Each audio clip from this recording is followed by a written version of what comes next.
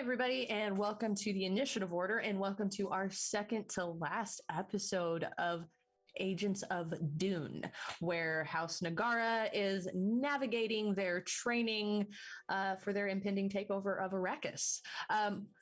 As always, I'm always stoked to be here with my killer players. We're down one person for sure, possibly another. We'll see. Tech issues are great. But in the meantime, quick shout out to our sponsors here at the Initiative Order. First things first, we have Session Zero Clothing. They have D&D inspired streetwear. They also have a TikTok presence now. Go support them over there and give them some likes and love. You can use code ORDER at checkout for 15% off in their shop. We also have the sponsor, Norse Foundry. It's a thing. They're artists and dice makers, and you can use code TIO15 at checkout in their shop for 15% off. We have Mithril Armory. They're the creators of the insane tabletop tiles, gaming accessories, and the 1020 foldable metal dice puzzles. They also had a Kickstarter for metal dice that were like morning stars that I feel like would puncture my dice tray, but they looked cool. You can use code initiative in their shop for 10% off. Within the next month, I should have dice in stock on my shop, which is Umbral Oculus Dice, where I hand make all of the dicey things. You can use code initiative in my shop for 10% off of a full set. We are also proud ambassadors of Jasper's Game Day here at the Initiative Order. And as always, any subs, bits, etc., go to support the Initiative Order and all of the initiatives that we get behind as a community,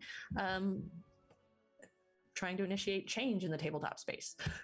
So let's jump into player introductions before we start setting the stage. Let's go ahead and first things first, let's start with Tracie.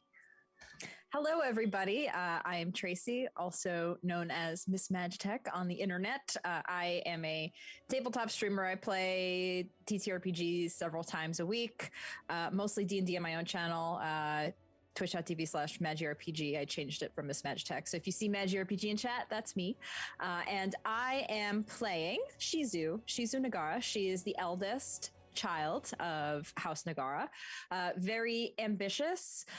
She has somewhat of a martial background. She's more like a duelist, but she also kind of just try to take on a leadership role within our group and within the house as well. So yeah, that's who I'm playing. Awesome. And he who has the best roles, Nate.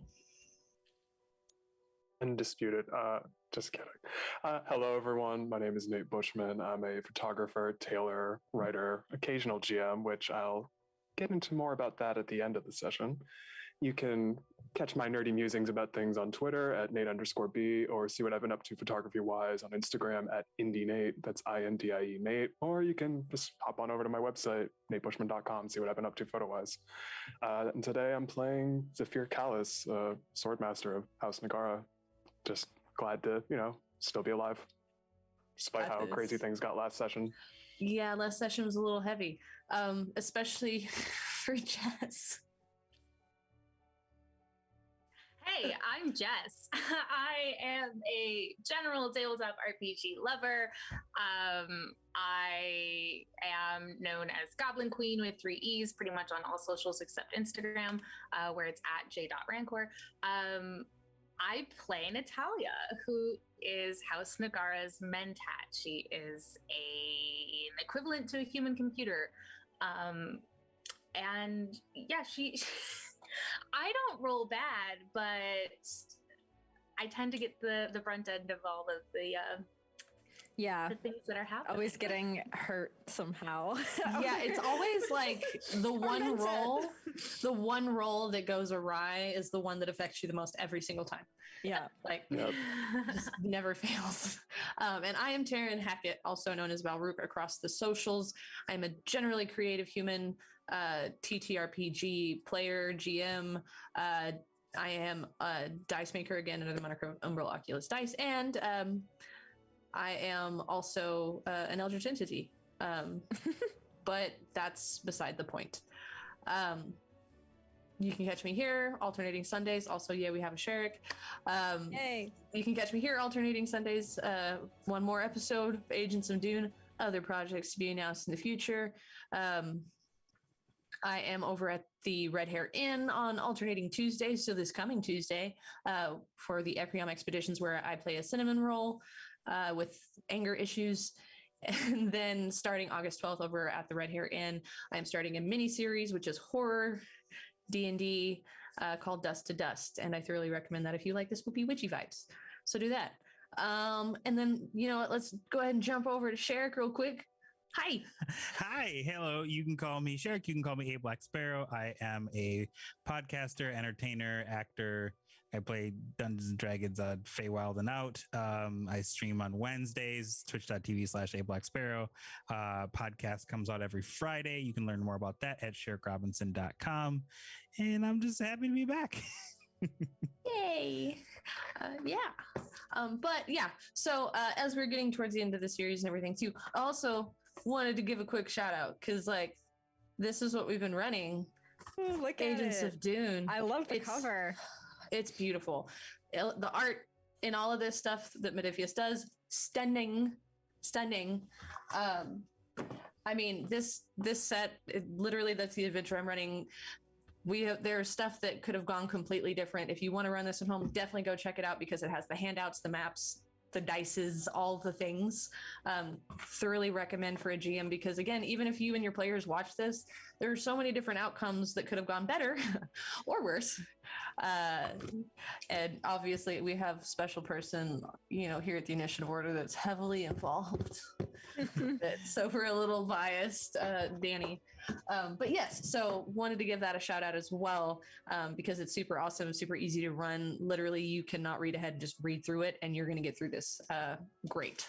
So let's go ahead and roll our trailer or intro trailer. I don't know what they call those things. Everybody calls them both. But we're going to do that and then we're going to set the stage and prepare for emotional damage. I mean, a great episode.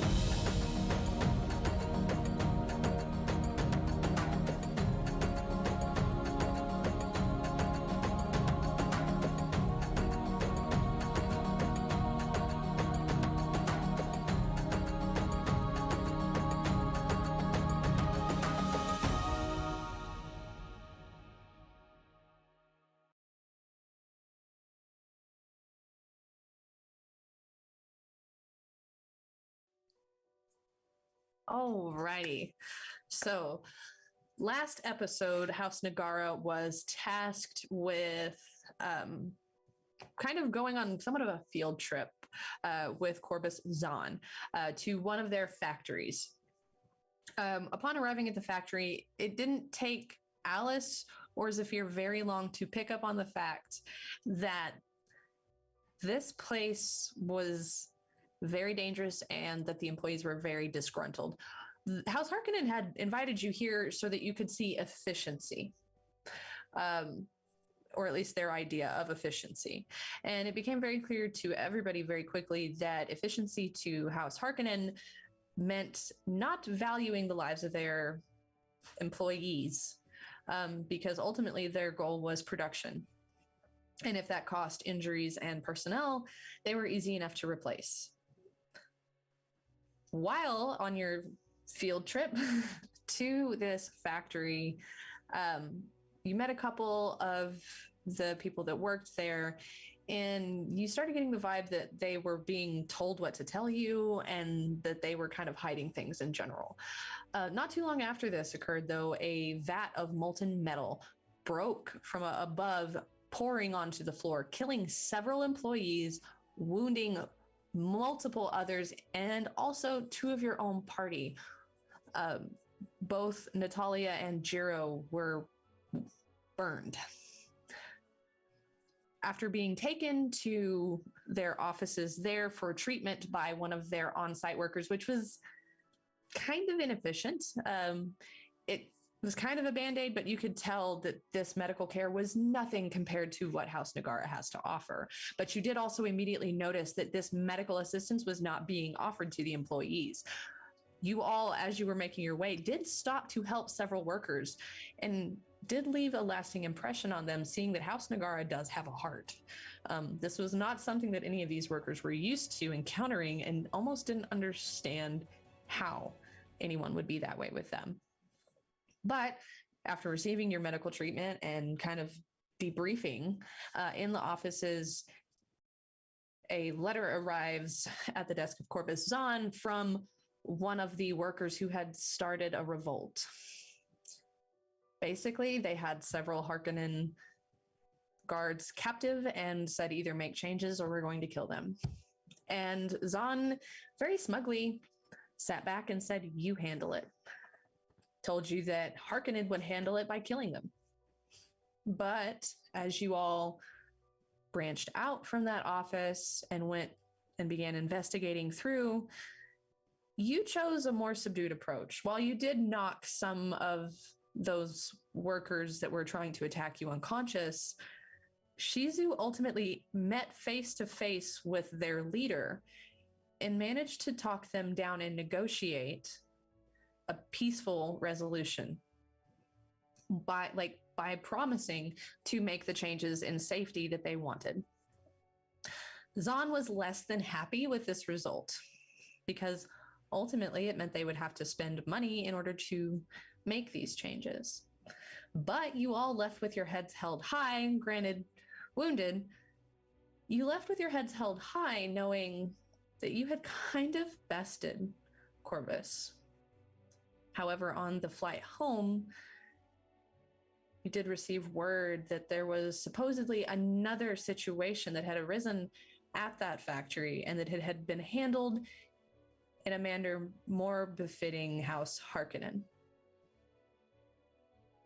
It was strongly implied that those you had made the deal with were handled.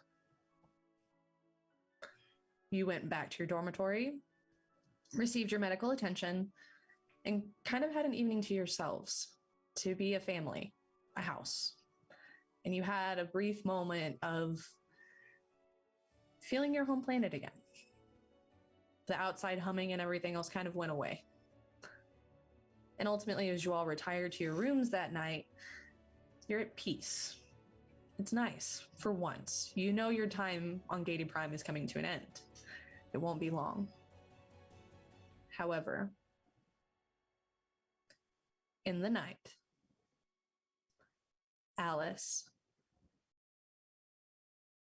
you, in your sleep, begin to shudder. In your dream, you can feel your skin getting hot. You feel yourself beginning to spasm from pain.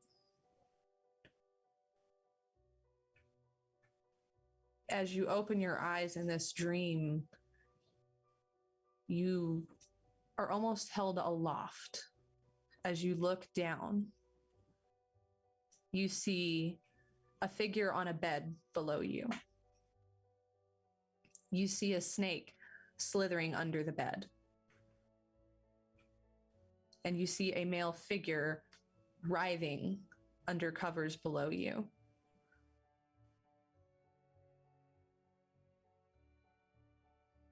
What does Alice do in this moment as she is suspended above this figure? Ooh, that's a good question. So It's a dream. Like she is, and Alice is aware enough to know. I think can she see the face of the figure, or is that covered? She can move closer. You can see there's just a bit of light coming in. Okay. She's gonna, I think, maneuver closer. As you maneuver closer, you begin to see sweat stains across the sheets of this bed. And as the figure rides over, it is the face of Jiro in pain.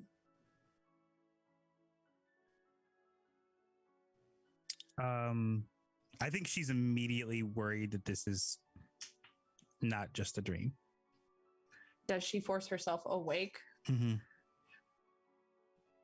You sit abruptly up in bed. Yep. She's gonna like as quietly as possible see if she can find where Jiro is. You begin to make your way out of the bedroom. Shizu. As you sleep, you suddenly feel this sharp pain in your lower spine. And it shunts you awake.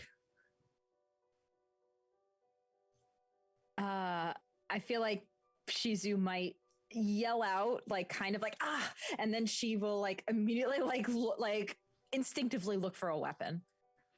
I mean, there's one close at hand as Shizu. I picture kind of has like the sword on the nightstand. Yeah. And I'll just go to grab it like and kind of get fight or flight mode. As soon as you do that, you look around and everything is peaceful. But you have this tingling on the back of your neck that something is wrong. Shizu will get up and look around and just kind of, look around and go around to everybody. Okay, so you begin to get up and go out of your room. Yeah.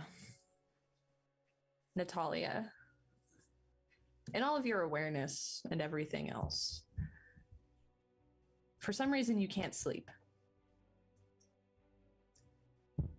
Your wounds are treated. They're kind of itchy, but you just can't fall asleep. You can't shake the feeling that something is wrong. And you hear a creak down the hallway. I think Natalia is kind of the person that when they can't sleep, they definitely pace a lot around the room. So yeah, once there is a disturbance at all, there would be an impulse to at least check it out. Okay. Natalia, you begin to head out to the hallway. Safer. It is a similar situation. You have toss and turn probably every night since you've been here. But again, there is something about this night. Even though it ended on a happy note, you have a sick feeling. Something isn't right. Someone's not okay. You just know it. You've had this instinct. That's why you're in charge of watching the heirs. Do you think Zafir, do you think he would hear any of the creaking going on out of the door? I think with his background and training, he would 100% hear creaking going on, and immediately, even if he was in bed or not, just sitting somewhere, whatever, jump up and immediately investigate it.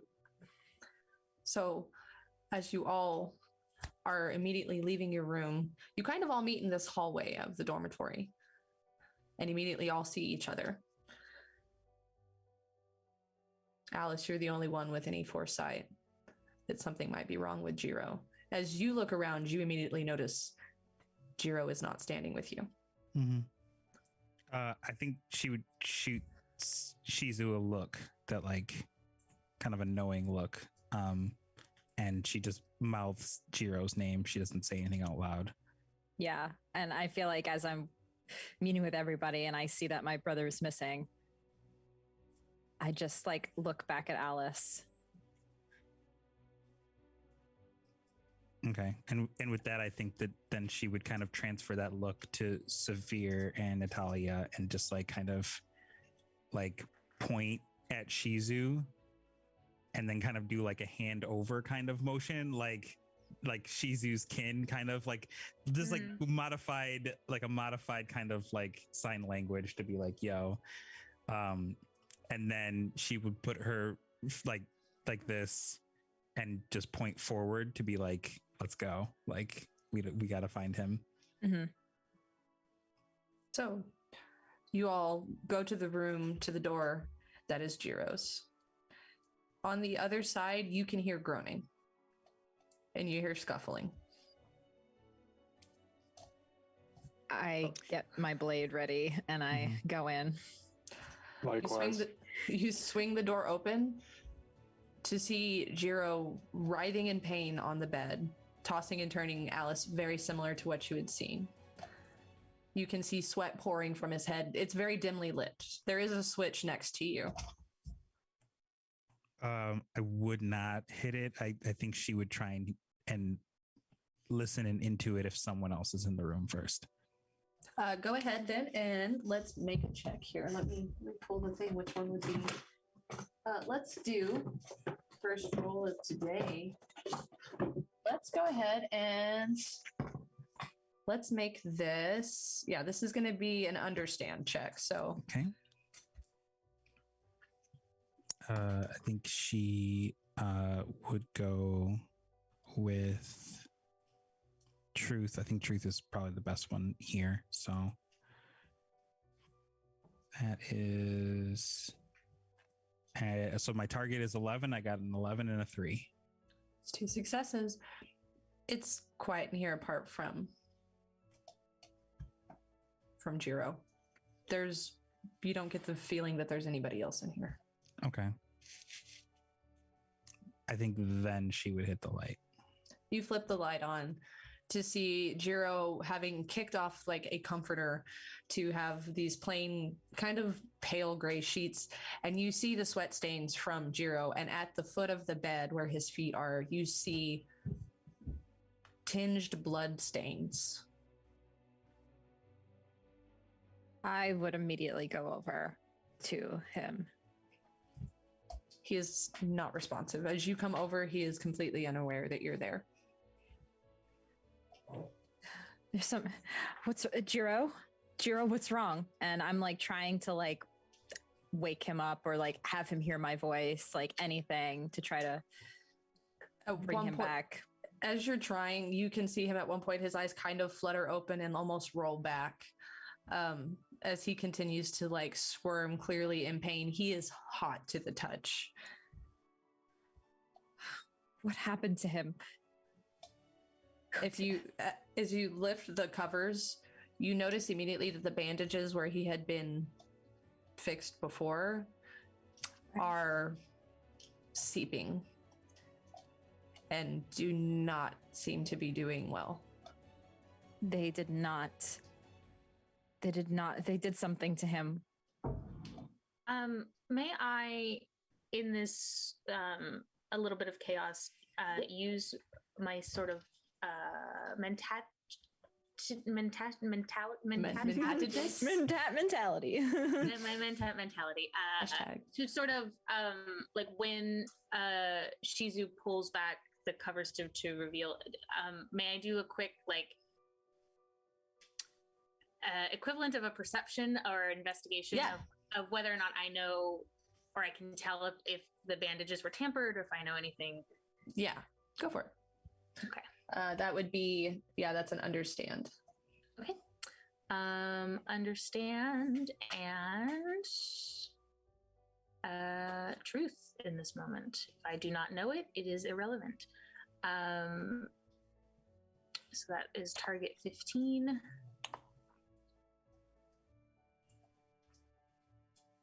My dog is snoring. I got a 10 and a 19. There you go. It doesn't take much. You're looking, and these bandages are not of the same quality that you had received. They're simply not. And I turn to even Shizu. looking, this looks infected. Yeah, I turn to Shizu and I say, these were not treated the same as I was.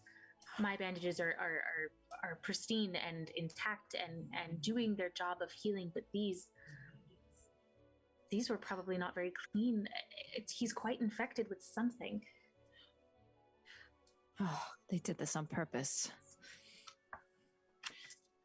But we were treated by our own people.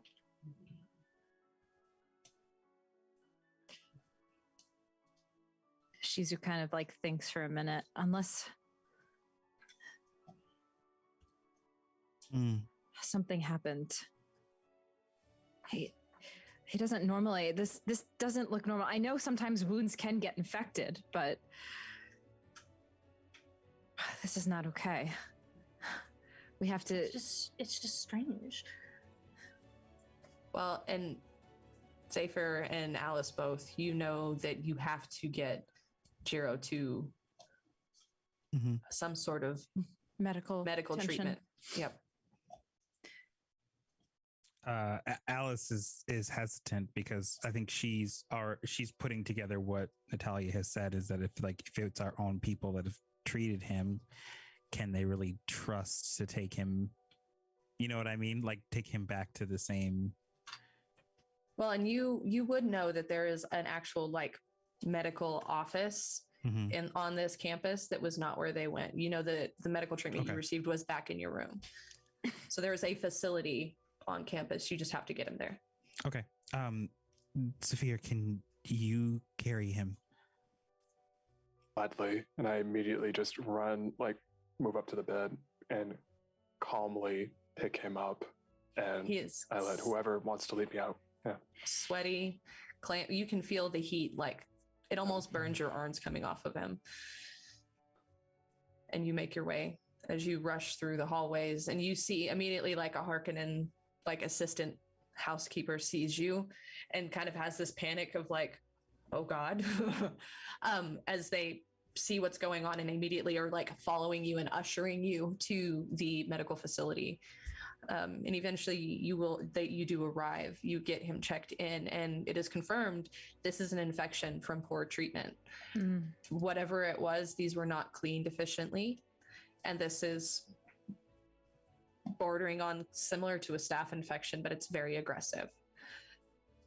They begin to treat, they clean. It's very painful as they're having to clean all of that very thoroughly. Multiple injections are happening. But through all of this, Alice, as you are watching like a hawk at this point, I assume, you do not pick up during this time on anything nefarious. You're watching, and these people are being very attentive. They're paying close attention to you as well, but there's multiple times where they're doing something, they're wrapping or cleaning, and they're making eye contact with you, and you can see they are doing their best. Mm-hmm. Ultimately, a couple of hours pass into the night. Jiro is now sleeping peacefully. He has a respirator on, and he is unconscious. But you can tell that the pain has stopped, and they've gotten the fever under control. Eventually, Turo Imshel will arrive into the hospital room. Are you all okay? The rest of us are fine. My wounds were not infected, but we are all emotionally shaken, I believe. Understandably so. Do you know who it was that attended Jiro? It's one of our people, but I'm not sure who. Kind of has this moment of calculation and like almost taking like a mental note.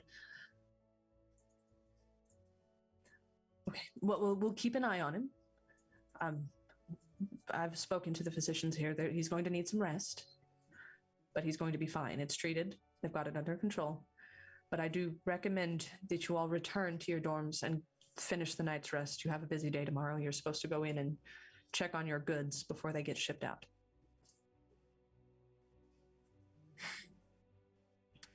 Suppose so. Do you think we need to implement a guard of some kind? I'm already on it. You will have guard outside of your dormitory. I mean, here with Jiro. Well, that's also under the circumstances of your visit thus far. I would say that that's required. Certainly.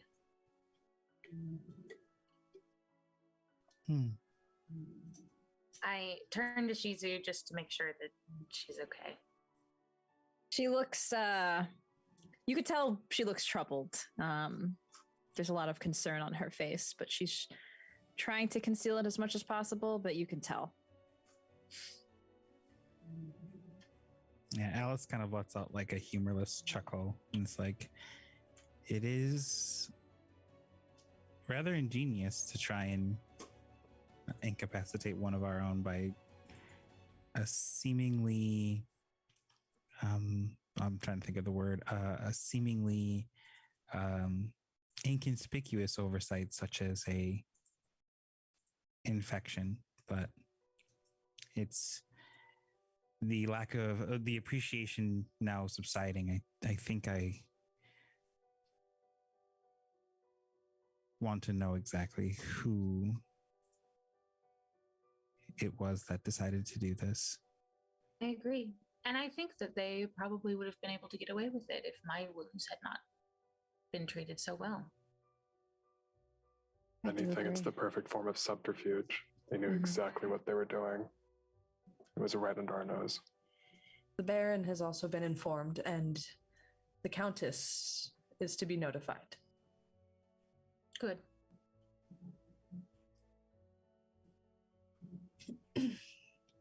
I apologize.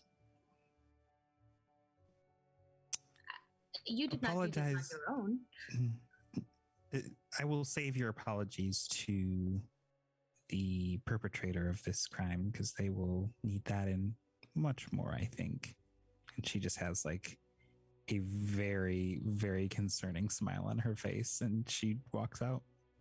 There's like this look of pride almost on Turo's face to see that attitude come off of you all, of this determination. There's definitely, you can see in the Harkonnen face, there's something of a proud teacher moment of like, yes, get your revenge. There's definitely some of that, as Turo's always been kind of the proud teacher guy. But you all make your way back to the dorm. Sleep if you can. It's probably not much for any of you. I think Alice would force herself to sleep well because she's going to need the energy. Well, sleep well. I don't think Zafir sleeps at all. I think one eye open the entire night, not even in the bed, like the room I'm in. I'd probably be out more in the common area and just one eye open on that, whatever couch is there. Yeah, Natalia tries to sleep. I think with her injuries and everything, she is exhausted. Yep. So the morning comes. You're all met as usual, almost as though nothing has happened. You are informed that Jiro is doing better, still sleeping at this point, in induced sleep to recover from how in-depth the infection was. You do hear that it is progressing, that the discoloration from the infection is going away even at this hour. But you are escorted, put into a vehicle, and are taken to your laboratory, where Dr. Gyno, as soon as you enter in, rushes over to you. Her eyes are wide and worried. The usually unflappable scientist, this usually stern, straightforward woman, flails her hands as she says, as you know, we've been working on a new type of spice extraction unit, but these tests are coming back with strange readings, and I don't know what they mean, and it's very odd.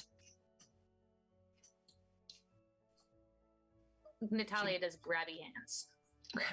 She pushes through several doors and guides you to the huge extraction unit as she rushes you through this lab. Suspended over a large test bed of spice layered sand, tendrils of stinking smoke curl up from the motors and extractors, and a smell of burnt cinnamon and ozone fills the room. Lights flash, alarms blare, the power supply sparks with the strain. Dr. Gyno puts a trembling hand on your arm, Natalia. I'm a chemist, not a technician. What do you suggest we do? I think about it real hard. So you have this moment as this is all going on. This just started. It just started. Things were going really well, and then they just fell into this. And she just looks at you. Mm-hmm. I quickly. Is there any type of like log or something for like what the machine has been doing or its output or something? She waves her hand at one of the assistants, and you can see that they're going to like start trying to grab. The only thing that we haven't done is tried detaching it from the power supply and shutting off the main power switch, but we didn't want to risk the amount of spice inside being sorted out from the sand as an electrical process, and it's dangerous to get that close and could cause, you know, an even worse malfunction. And I didn't want to take the risk. And then maybe you can think of something we haven't. I don't know what we do. We're at our wits' end. As she is clearly panicked. Again, the usual stern facade is just a flutter. Mm-hmm, mm-hmm. I take a moment to look at her and I say, you know, this is a very strange demeanor for you right now. I agree. I'm not used to being wrong. I understand. Oh, I 100% understand. And Natalia goes to, okay, how close can I get to this machine to sort of, or like its controls or something? So you begin to approach, and I mean, at this point, you can all kind of follow up. So as you get closer to, you can look at it, and you realize you probably have a few options here. Mm-hmm. Seeing all of the sparking and everything, you can see places where maybe you could attempt to repair it. You could do as she reckoned possible, the only thing that they hadn't tried, which was detaching it from the power supply. Or you could try to maybe push them to figure it out. But you're in those places of, do we fix this ourselves? Do we detach it? Do we try to help them calm down to figure it out? Where do you go? But this is what is running through your brain as you were sitting there analyzing the situation. Absolutely. I think Natalia's first idea and plan of action is to try and repair the parts that are broken before going the extreme of detaching from the power source. Okay. So you see Natalia begin to approach this machine with the intent of repairing. Do you follow who does what?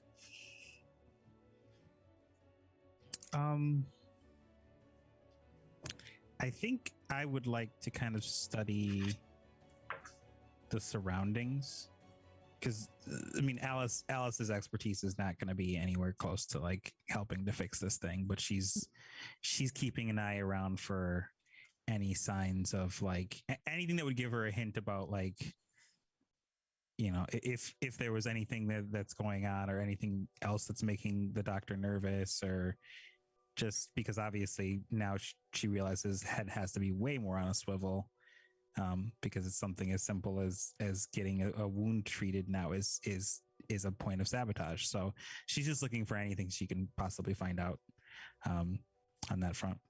That will be an understand. Okay. I will go with power on this one. So understanding power, that's a 13. Authority attracts those who are corruptible. And let's see what we get.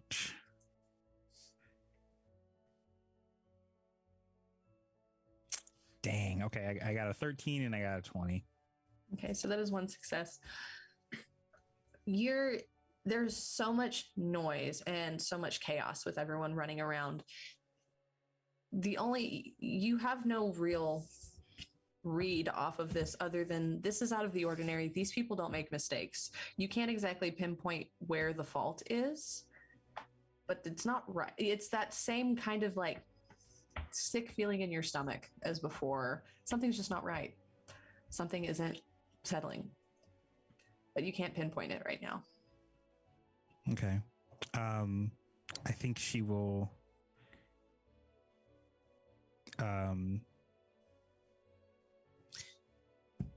kind of lean towards Zafir, kind of just like casually walk up to him and just be like, I don't like the feeling I'm getting here. Without really just like, she kind of just does it in a way that like she doesn't have the ability really to hide things like Jiro does in plain conversation, but it's not to draw any attention to herself. I feel like the minute you say that, like heightened senses of a sort just kick in, and I just kind of tune the chaos out and just focus on everything much more intently than I would have originally coming into this room. And just see if I see something that doesn't look right, for my eyes at least. Go ahead. Understand? Yeah, sure.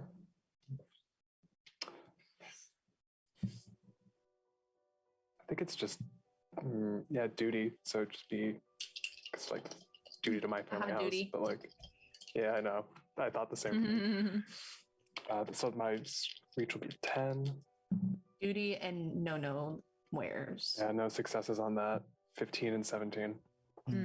Looking around, it's kind of hectic. Your eyes are darting. Your brain is racing. There's a fog, but you just don't pick up on anything. It's that same feeling that's been resonating since last night, but you can't nail down anything. Is Shizu following Natalia?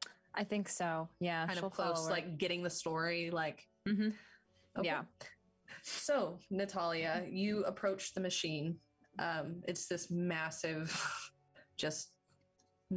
piece of machinery. It almost makes no sense to you, but the parts that do make sense to you, you do see circuitry boards and you do see computers as you approach.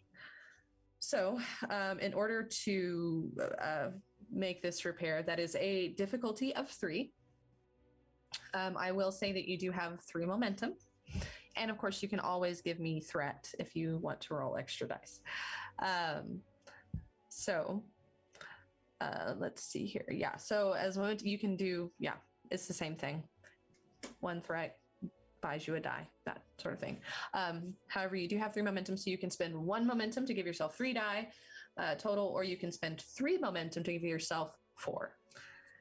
But as you approach, of course, that is also if Shizu is at hand, Shizu can also assist you. Mm-hmm. And what skill are we using?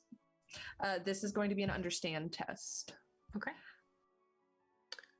I think I will.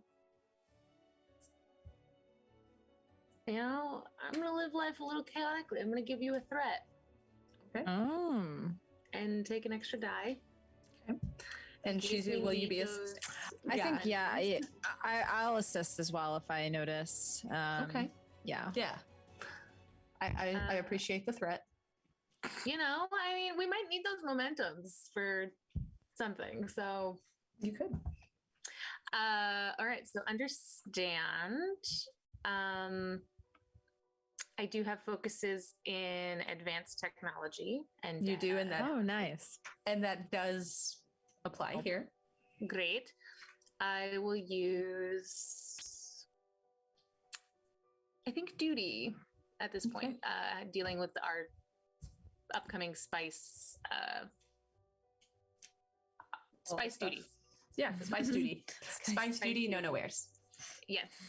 That is going to be 13 is our target, and I will roll 3 die.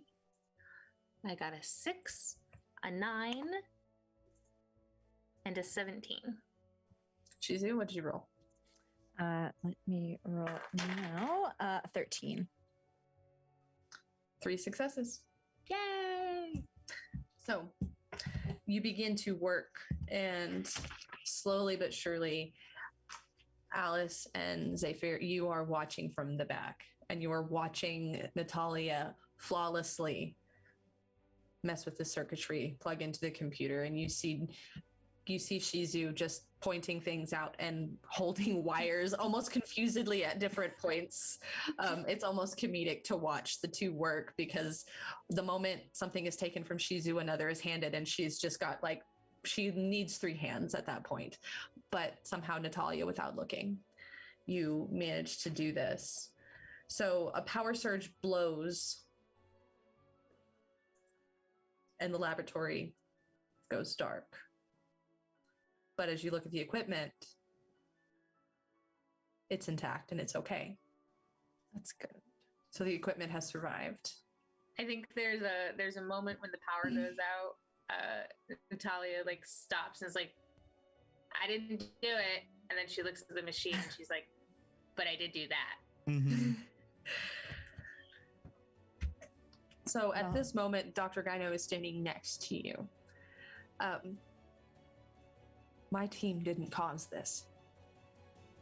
Someone tampered with our work after watching you make those repairs. It has to be sabotage. We can handle the science. We've got this part, but I need you to look into who is doing this. Seems to be a running theme around here. It's true. And while Giedi Prime may be full of potential saboteurs, the best place to start will be the scene of the crime.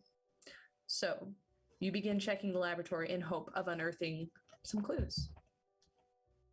So with this, you all begin to pan out through the laboratory. Alice has already been scoping out and has already begun this task. And you start looking.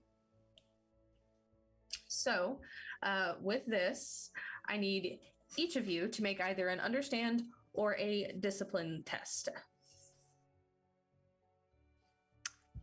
I will do understand. I have a focus in danger sense. Okay.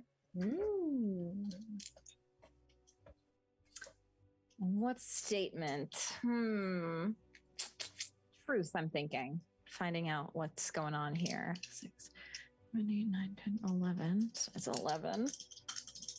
11's my target. I rolled a 7 and an 18. Okay. I will offer you this as well. So you may spend a momentum in this situation to obtain information or additional information. I think that's a good idea. We have a decent amount of momentum, so I'll spend it. Okay. So you spend that extra momentum. So a search of the ceiling where you begin to immediately look around as you see a tampered tile.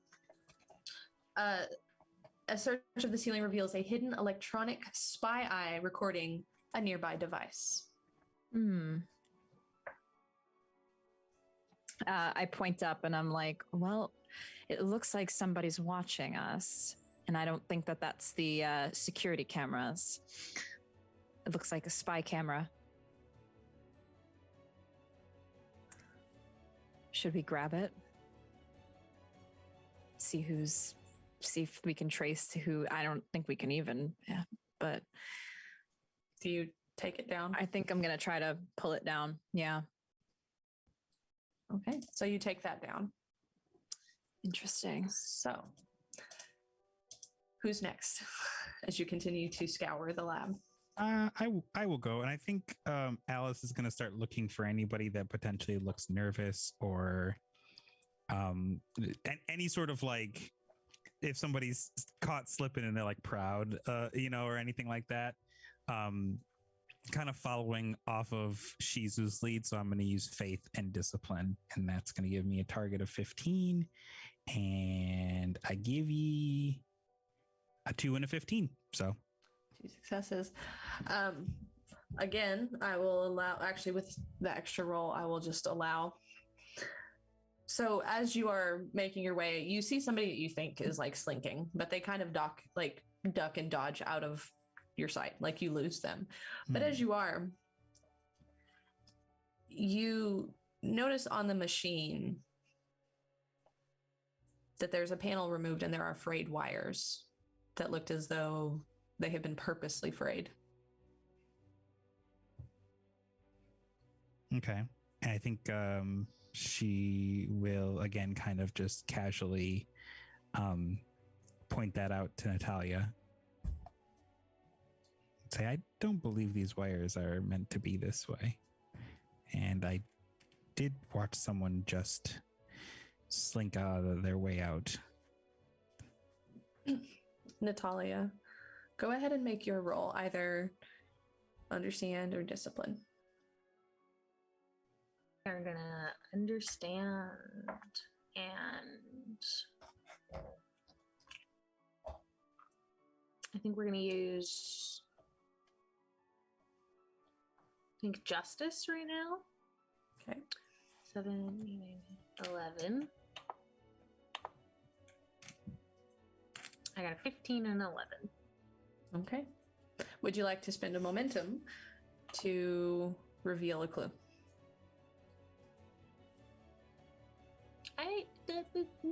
You do have 3 momentum.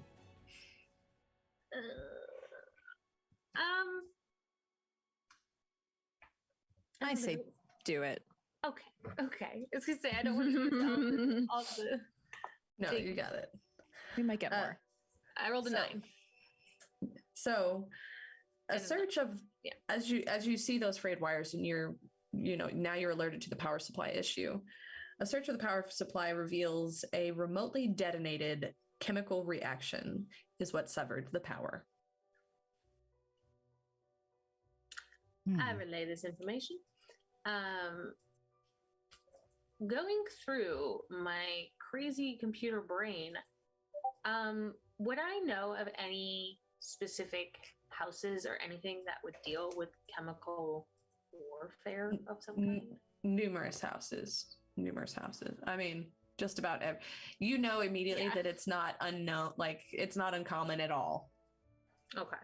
Especially when it comes to, and this, I mean, you know this pretty well. I mean, most of you do, that the houses are so competitive. Chemicals, poisons, none of it's a surprise. Got it. But at this point, you're all certain that Dr. Gyno was right. All of this malfunctioning equipment and everything else was definitely not accidental. It was sabotage. At this moment, your buddy Corbus Zahn enters into the lab. What happened here, Nagara? Oh, how convenient that Corbus arrives. And in this moment, I will say you have 2 options. You may either tell him what happened or may keep it from him. I don't want to tell him what happened. I don't trust him. Well, we know we can't trust him. Yeah, but... I was gonna say, I feel like that's a Shizu order. Yeah. I would lie. I would say, oh, there just seems to be a malfunction. We're working on it. He looks at you, perplexedly smug. Well, if you don't tell me, I can't help you.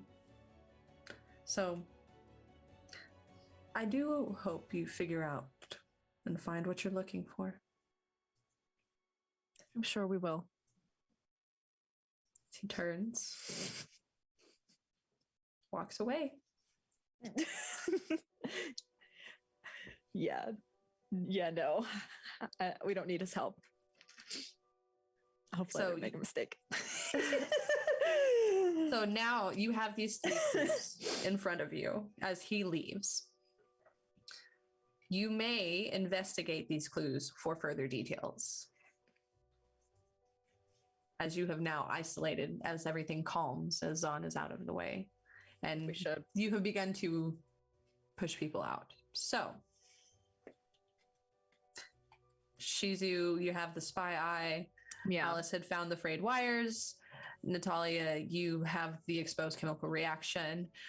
You may all go from place to place. You may have one person assist, all of these things, the usual roles. With the spy eye, I will require a communicate test. With the frayed wires as an understand, and with the chemical reaction as a discipline to get further details. I got a pretty good discipline. I think I might go with the chemical reaction personally, unless someone has has a 7 or better. No, that's all you. I'll take that one then. Okay. So go ahead and make a discipline test with a difficulty of 2. Is anybody assisting Alice?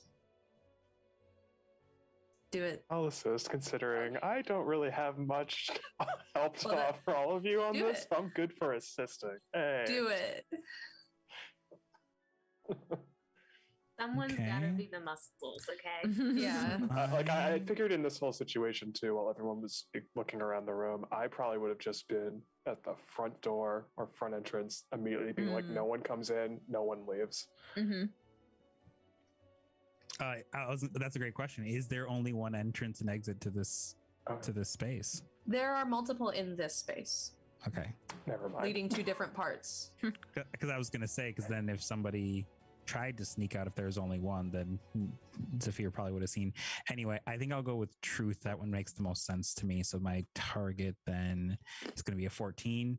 And I will get an 8 and a 9.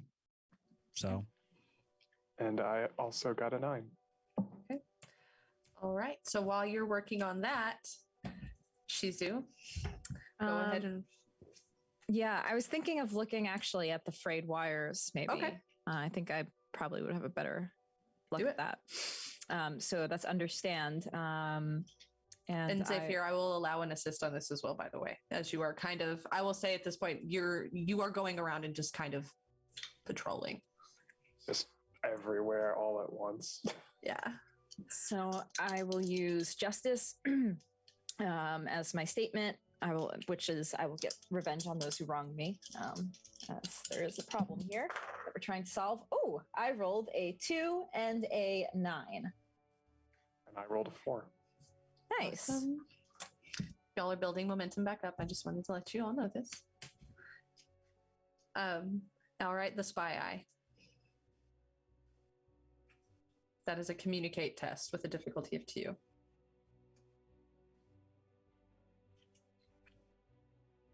Anybody? You don't have to. Say that one more time. I missed it. It's a communicate test of 2. Okay. My communicate is decent. I could take a look at it as well. Yeah, I could assist. Okay.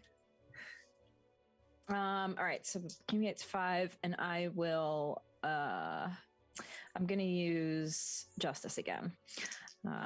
So that is less 11. I rolled a 20 and a 15. So not so great. Yep. Okay. No. Okay, so as you are fidgeting with the spy eye on your way to the frayed wires, you're messing with it and beginning to kind of peel back different pieces of the machinery, and you drop it and it busts.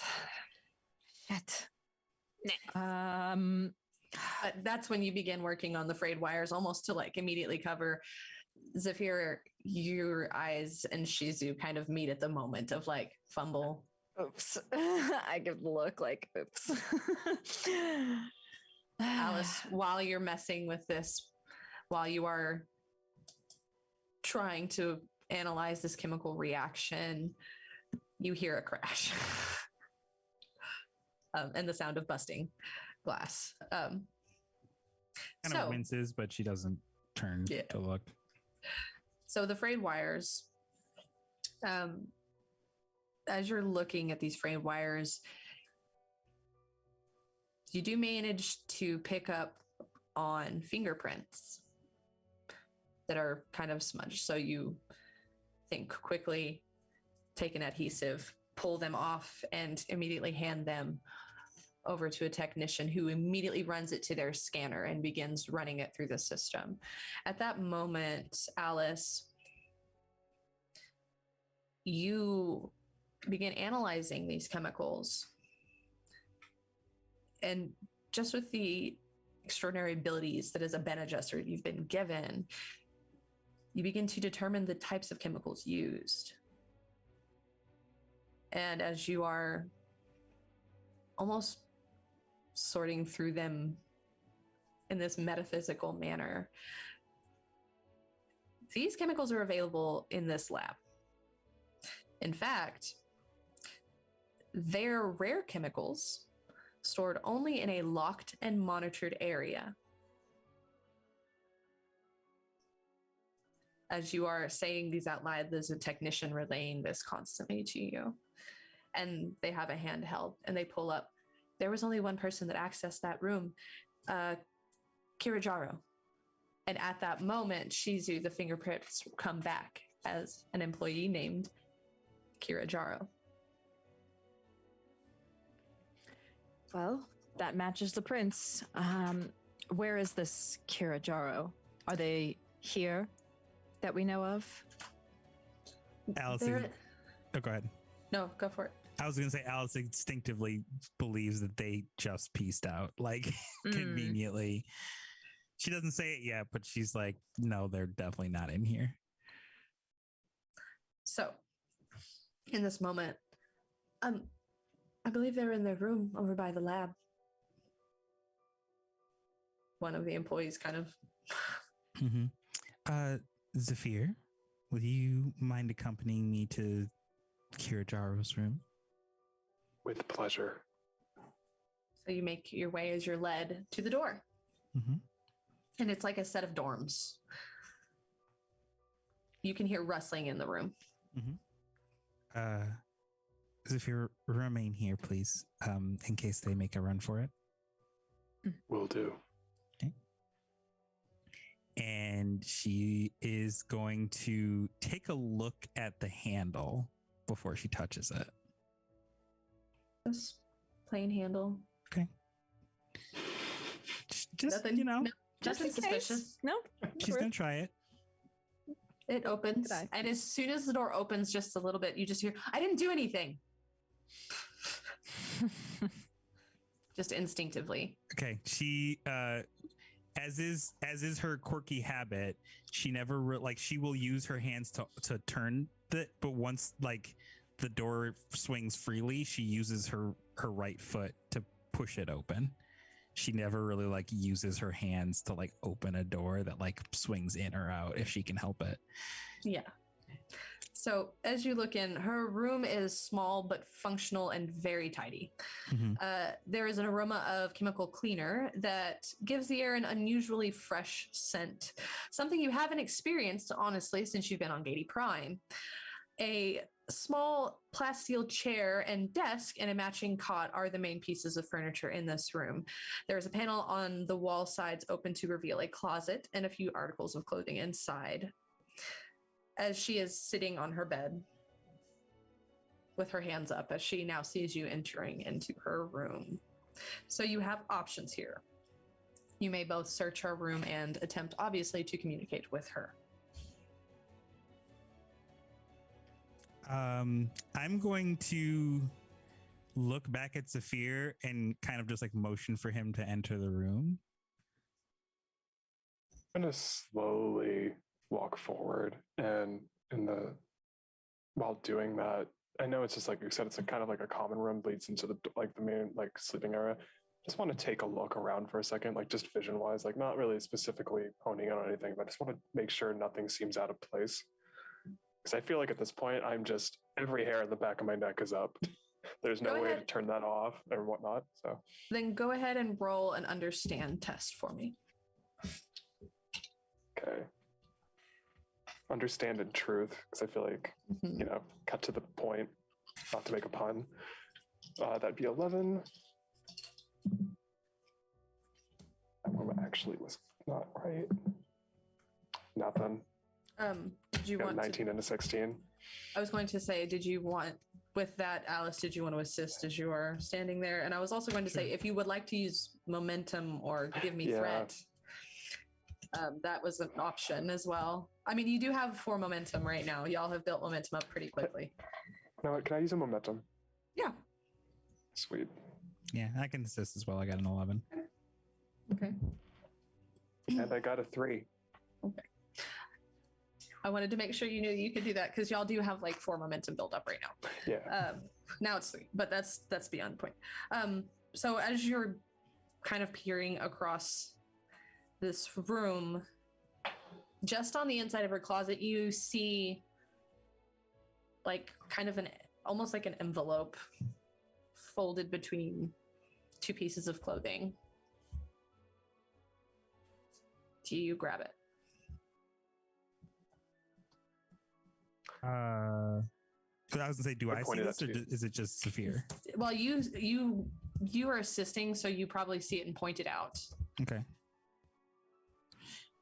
Yeah, I think Alice is going to kind of casually just kind of walk towards the closet, but keeping her eyes on Kira. Okay. So I'll be guarding the front door. Mm-hmm. You find in there a mnemonic film. So, as you analyze this, do you do this here or do you just hold on to it? I'm going to hold on to it for right now. Stash. Okay. Shizu and Natalia, what are you doing? As she is sitting, is anybody communicating with her? Yeah, I think Alice will start. Okay. Then I need you to roll a communicate with a difficulty of 3. Okay. Actually, a difficulty of 4. Oh. Ooh. Can use momentum. She looks quite angry at you all as you are already prodding through her room. You're using a momentum? Who is assisting? Anybody. I will. You don't have to. Okay. I want to assist. I have a very specific way of assisting, which is putting my hand on my sword. Do it. All right. The intimidating form of a communicator. Then roll away.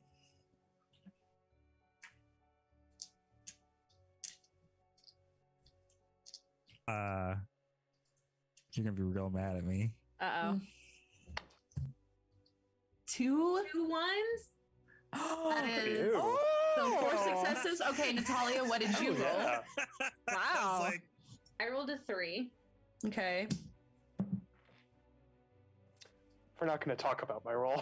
Well, you got a momentum back. So It might have been a 20. Oh no. Does that But you guys do we still wanted get a to- fumble from that or Oh, I'm just giving myself something. okay. You're welcome. I'm always here to help the GM out. Always. It's you got your always you. momentum. I got my Yeah. threat. It's always It's a good back and forth. Okay. I mean, as you start talking to her and as she's just basically saying over and over, didn't do any of this. I had nothing to do with this. You're just picking up on the fact that she's lying. That's just the biggest and first and foremost takeaway from all of this. I will say that you can continue to look around the room. If anybody else would like to search, I will allow one more person to look around. I will look around. And because I'm feeling bold and I haven't really done this yet, I've got this lovely mask of power thing that I can do, my talent. I can intimate that I know more than I do about an enemy's secrets. Once per scene, I can create an asset at no cost, such as blackmail evidence or an owed favor that will allow me to initiate an intrigue or espionage conflict with a person of my choosing. The asset is a lie, but the target does not know that. Very nice. So I think Alice is going to I guess who would Kira's superior be? Like someone that would Dr. Greiner. Yeah. Okay. I think she's going to produce an envelope of her own. Just kind of casually, just like holds it up and aloft. It goes, Kira, I hear you say over and over again that you had nothing to do with it, but the contents of this envelope suggest otherwise.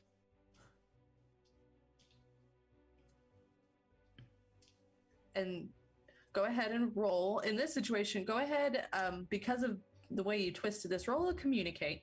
Mm-hmm. Nice. And I will say that Zafir can also assist, as you still, I'm assuming, have hand on sword. Do you want me to assist with that 20 I just rolled? I mean, yes, I do. Shizu, Okay. I assume it's also a similar situation. I also picture Natalia in the back, like, what? Like, Oh just- yeah. It's the arms crossed, I know more than you stance. yeah. But yeah, think- whoever would like to assist may assist, all of that jazz. Yeah, I think I'll do I will communicate assist. power. So that'll be an 11, and I will give ye a 4 and a 9. And I got a Anybody 3. else? Hey, Anybody else?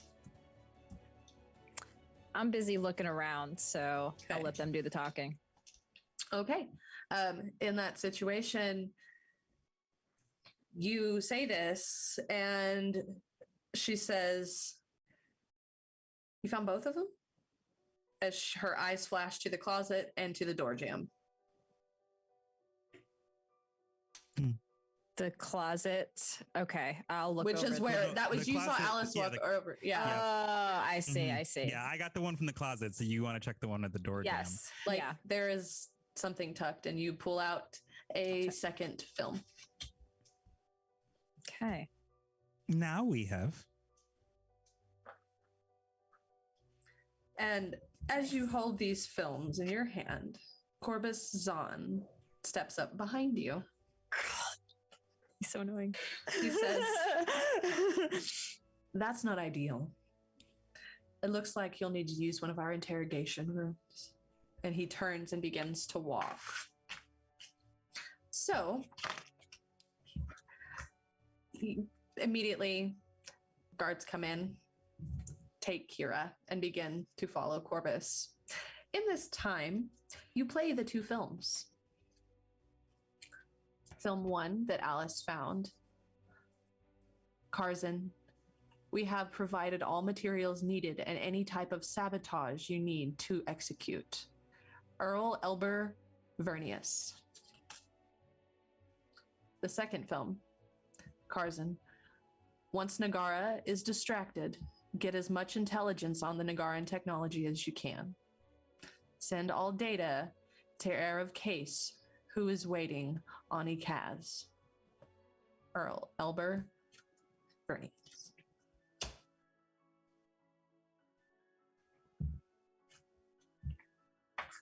And of course, it was rumored before that the assassination attempt was House Vernius. House Vernius. We're sworn enemies. Mm-hmm. So, Zahn leads you all deep into the Harkonnen Keep, well below ground level, to a dark, dank, isolated room carved out of rock. A single chair sits in its center. Two bright glow globes hover just above this chair. The Mentat waves in some Harkonnen guards. They steer in a bound and blindfolded Kira Jaro, shoving her to the chair. What will you do now? As he looks, studying you. She has been searched and nothing further was found on her. She is all yours. And that is where we're going to take a quick break. So we are going to take a quick 10-minute break, and then we're going to come back and get into what makes House Nagara House Nagara. Mhm. How will you all go about this situation? So, All right, everybody. We'll be back in like 10 minutes. Stay tuned. Yeah.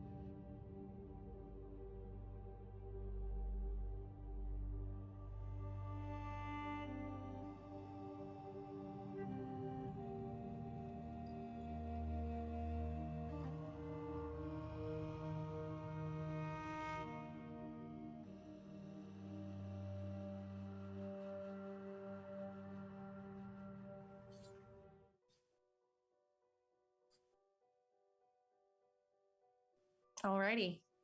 So, last we left off, Jiro was sent to an infirmary from severe infection from poorly treated wounds. Alice had some sort of a vision, a dream experience witnessing this. Everybody else was woken from just straight gut feeling that things were amiss, and discovered him writhing in pain and sweating in his bed. He is doing better and he's on the road to recovery. And of course, lessons continue as usual. So you go to your laboratory to see what progress is being made in your preparations for arriving at Arrakis, only to find that the machine that your people have been working on to harvest spice is malfunctioning and smoking and frying. Through some quick thinking and expert work and some amazing three-hand juggling, Natalia and Shizu do repair this machine, only for all of you afterwards to find that direct sabotage had been conducted in both frayed wires, sabotage power supply, and had been being spied on by a spy eye which was dropped by Shizu. All signs pointed to a lab worker known as Kira Jaro. You arrived at her room with her immediately saying, "I didn't do anything," which is, of course, a really good sign. You did find 2 films in her room saying basically it might be House Vernius behind this. Of course, Corvus Zahn shows up immediately and takes her to interrogation, leading you all down to the deep, dark dungeon room made of stone with a single chair and 2 drift globes, as Corvus Zahn smugly says, "How will you handle this?" and leaves you to it. So in this situation, they have said that they've already searched her. You may search her again, and obviously you may question her. How do you proceed from here? And who takes the initiative leading into this confrontation? So I find it interesting that as the espionage, I guess, focal point, I'm not very good at communicating.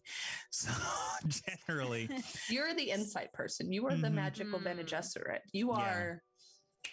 So I don't think it should be me, but I do think I should be nearby, like at hand. I have a pretty decent communication, and I feel like as we would walk into this room, Natalia would sort of kind of play that, like, I think you guys would know this already, but she kind of plays like the straight man, she's going in, she's gonna talk, but you guys all have the little extra, like, intimidation or whatever. So I think Natalia, after they put Kira down in the chair or whatever, Natalia sort of steps forward and says, "Now, you must have known that the chances of you lying to us would have ended you up here, correct?" Though blindfolded, Kira holds her head up high as she begins to hear you speak. "I demand a trial by combat. Defeat me, and I'll be loyal to your house." From this point, you can choose to oblige or deny. I hear the word combat, and I turn to Zafir and Shizu. You may also make a check to see if you believe her. I was going to say that escalated very quickly. Yeah, as the inside person, I'm going to make that check.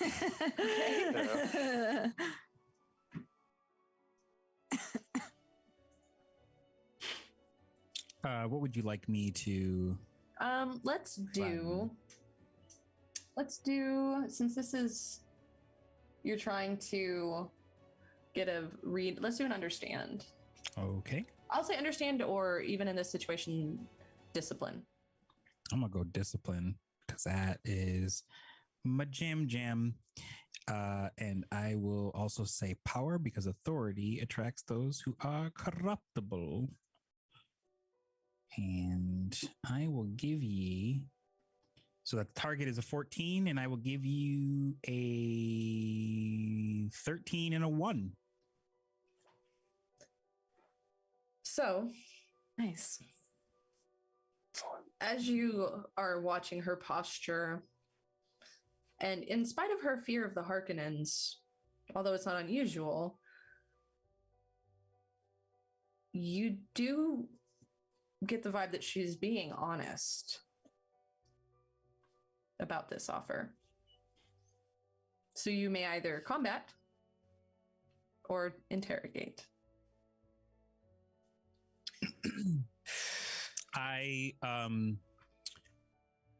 Alice will move over towards Shizu specifically, cousin, her intentions appear pure to me. I suggest you take her up on her offer. Now, whether it's you or Zafir is your choice to make, but I get the feeling that she may have been a part of, well, not directly, but been a part of what happened to Jiro, so it seems only fitting. I step forward and say, and would you be representing yourself? Yes.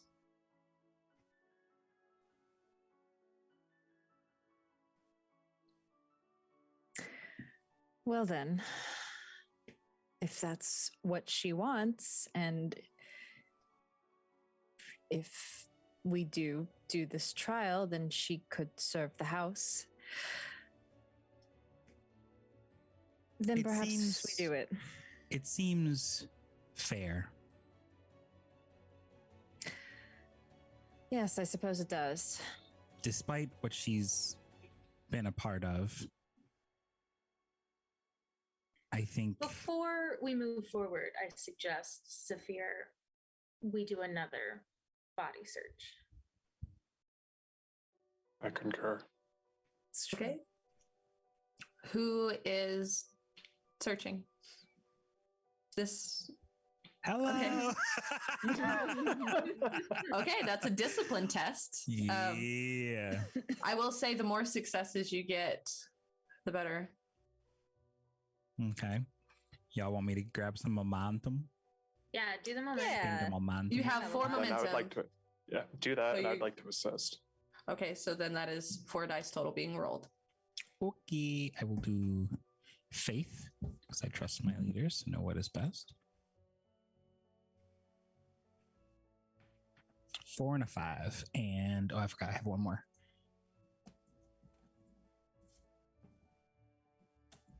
4, 5, and 2. Yeah, I'm no help. I got a 19. Okay. So, as you search her again, you discover a poison pill kept in a false tooth on the back of her mouth. It's always the teeth. So I think with how Alice finds this is she kind of makes a show of like checking her pockets very lazily, like not. She's like kind of just doing like the most lackadaisical pat down, and then she kind of like feigns walking away, and then she just like whips around and just like grabs her by the jaw, like, and just like props her mouth open, and is just like, I don't believe anyone searched here, have they? And she kind of just like takes her index finger and just like runs it in like through her mouth and just like the weirdest cavity like search, and then just like crooks the tooth down and goes, oh. And she takes the pill out along with the false tooth and then gently lets her jaw go and goes, if you don't mind, I'll be holding on to this for the time being. And with that, you see Zahn turn to the guard that had previously searched her and points at another guard and points down the hallway. And you hear under the breath, executed. Dear God.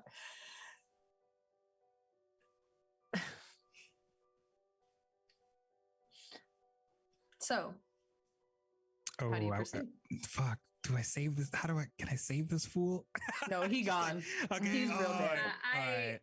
I think that's their own thing. So it's Yeah, that's what I was thinking. I was like, I can't, there's nothing I can do about that shit. Cause like Alice does not feel good about that, but like, Yeah. No, he dead. He's very dead now. okay. Alice is going to lift the blindfold up on Kira and hold the fake tooth and the poison pill and go, are you still willing to hold this trial? Yes. And then she's gonna pocket the tooth and the pill and take her step back towards the back of the room and stand there. Okay. All right, then. Trial. I look to Zafir. I'm happy to take this on. If you think that would be a good idea.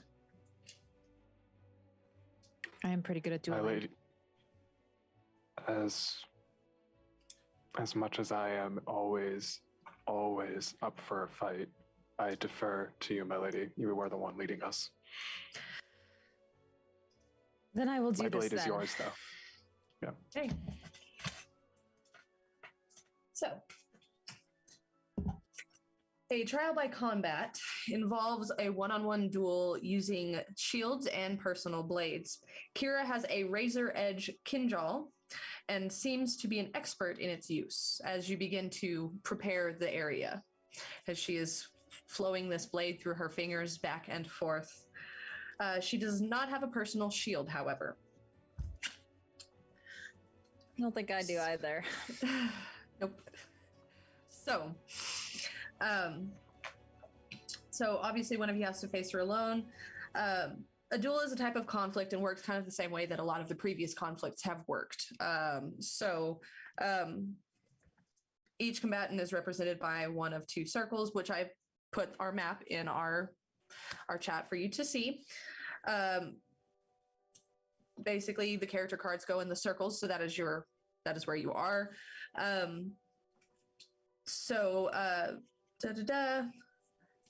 These cards cannot move during the conflict at all. So that is your space. That is your stance. I will say in this situation, for Shizu's sake, would you like to be right or left side of this duel as everyone is watching ongoing? Red or blue? I think I'll do the right. Okay. So blue, I guess. Yeah. So you got to represent. Yeah, you got to represent.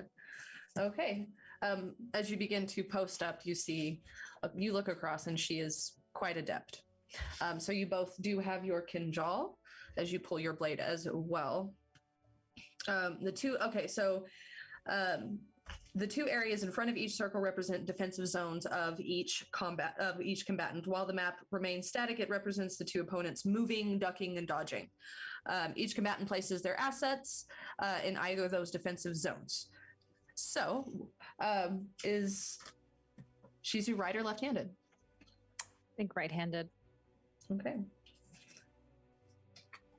I will say she is as well. Okay. And I will send an updated picture. So, either combatant can move your kinjal asset into the circle zone of the opponent and use it to win the duel, basically. So when you move you're trying to move your asset to an empty spot, you're trying to get to the circle, basically.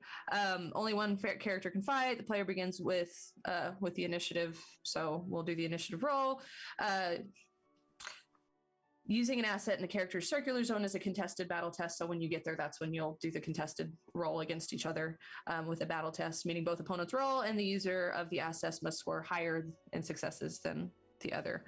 A draw means the defender wins the challenge. It's simple as that. As usual, assets can be moved subtly or boldly in the same way as before. If you move boldly, you are trying to provoke your opponent into a hasty action. If you are moving subtly, you are making a clever ploy to grant you an opportunity. And of course, they both have benefits if you move subtly or boldly. If a kinjal moves in or out of a defensive zone occupied by an opponent's shield, the difficulty to make it move increases to a 4, but neither of you have shields. Kira, yes. Okay. So we are going to attempt this. For those at home, we're gonna try this. It's very similar to all of the previous. This is another reason I super recommend this pack, because it comes with these maps that you can honestly then use in any format of Dune. Yes, it's specific to this adventure, but the map itself is not. So every time you have a duel, whip out your duel map. Just whip it out. Okay, and that is an updated picture. Of course. With consent. Honestly, I had to ask for consent. They had to consent to me wanting to combat, and so therefore consensually I whipped out my map. Yeah. Okay, so there you go. Ooh, there I am. I will say, we'll roll for the initiative. Roll your 2 dice. You do have currently 4 momentum. I'll hang on to it for now. Oh, not great though. I just feel like all of us are on the side, like Shizu. Yeah. Yeah, 7 and 5. That's better than she did. So you will move first. So you are attempting to move your blade into their zone. Mm-hmm. If I were playing this game and not GMing, I'd be making tee-hee faces the whole time because that's my reputation. But how would you like to proceed? As you square up and you move just that little bit faster. I would like to be more subtle. Okay. If you succeed, this is a battle test at difficulty 2. If you succeed on this, you can choose to keep the initiative. Ooh, nice. Okay. Mm-hmm. All right. So a battle, and my focus is dueling in battle. So that is good. Mm-hmm. Okay. Oh, which drive? I feel like I have so many good drives for this. Either duty or power. I think I'm going to go with power because the statement, I think, goes better with it. The ability to destroy a thing is the key to controlling it. So that is an 8, 9, 10, 11, 12, 13, 14. I always have to count with my fingers. 14. So I will roll my 2 dice. So I want to use momentum. I think I will use a momentum also. Okay. Smart. Okay, so the highest one I rolled an 18, and then a 6, and then a 9. Okay. And you move subtly as you are, I assume, moving the blade forward. Yes. How, in this combat, as you begin to make your first move, what maneuver does Shizu make coming in? Shizu very much, I think to start, she's very by the book to her training. She kind of she moves in first and is, again, a bit more subtle with it. But if you were to watch, this would be like a standard textbook combat maneuver that she's doing. She's being very by the book right now. Zafir has this moment of pride. He's like, yes. Awesome. So it's like teary-eyed happiness. So you come in and you happen to shift just right to where she staggers a bit, and you go again. Okay. That's how I'm going to rule this. So, as she staggers just slightly because she expected you to go the other direction. You may choose one of the enemy's assets in the same zone as your attack. So I do have a talent, and I'm not sure if I want to eventually use it. I'm not sure if right now is the right time. The slow blade. So when you make an attack during a duel or skirmish using a melee weapon, you may buy 1 or more dice by spending a momentum. You may choose one of the enemy's assets in the same zone as your attack. You can ignore that asset during your attack. That would be like if she had if they had a shield or something. Okay, so not like I can get her weapon off or something like that. Okay, cool. So I don't have to really worry about that. Okay, so I will go ahead and roll again. Subtly, boldly. If you move boldly, you may move one of your, it doesn't really, well, actually it says if you succeed, you may move one of your assets to a connected zone from the current one, which at this point, if you make this move, you're already. Yeah. So I guess I'll continue the subtle movements then. Okay. So I will do the same battle power roll. Oh no, no. Okay, I rolled a 6, but then I also rolled a 20. No, so you go to move your blade within proximity, and oh gosh, she catches your blade with her blade. Okay. Let's see how I want to do this.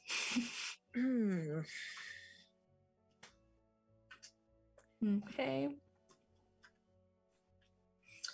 With that,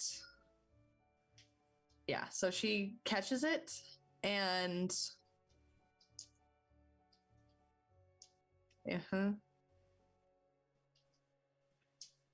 yeah, so in that sense, then she is going to do a thing. And she is doing that and that. So yeah. That is 3 successes. As she catches your blade with her blade, knocks your blade back. And now both of your blades are locked and have moved to your right side where your blade began. So both blades are now locked and moving within your proximity. Okay. And now it is your turn. All right. I am going to try to push back on that. So I will do a subtle attack. Actually, I'll do bold. Okay. I'll be more bold now. Yeah.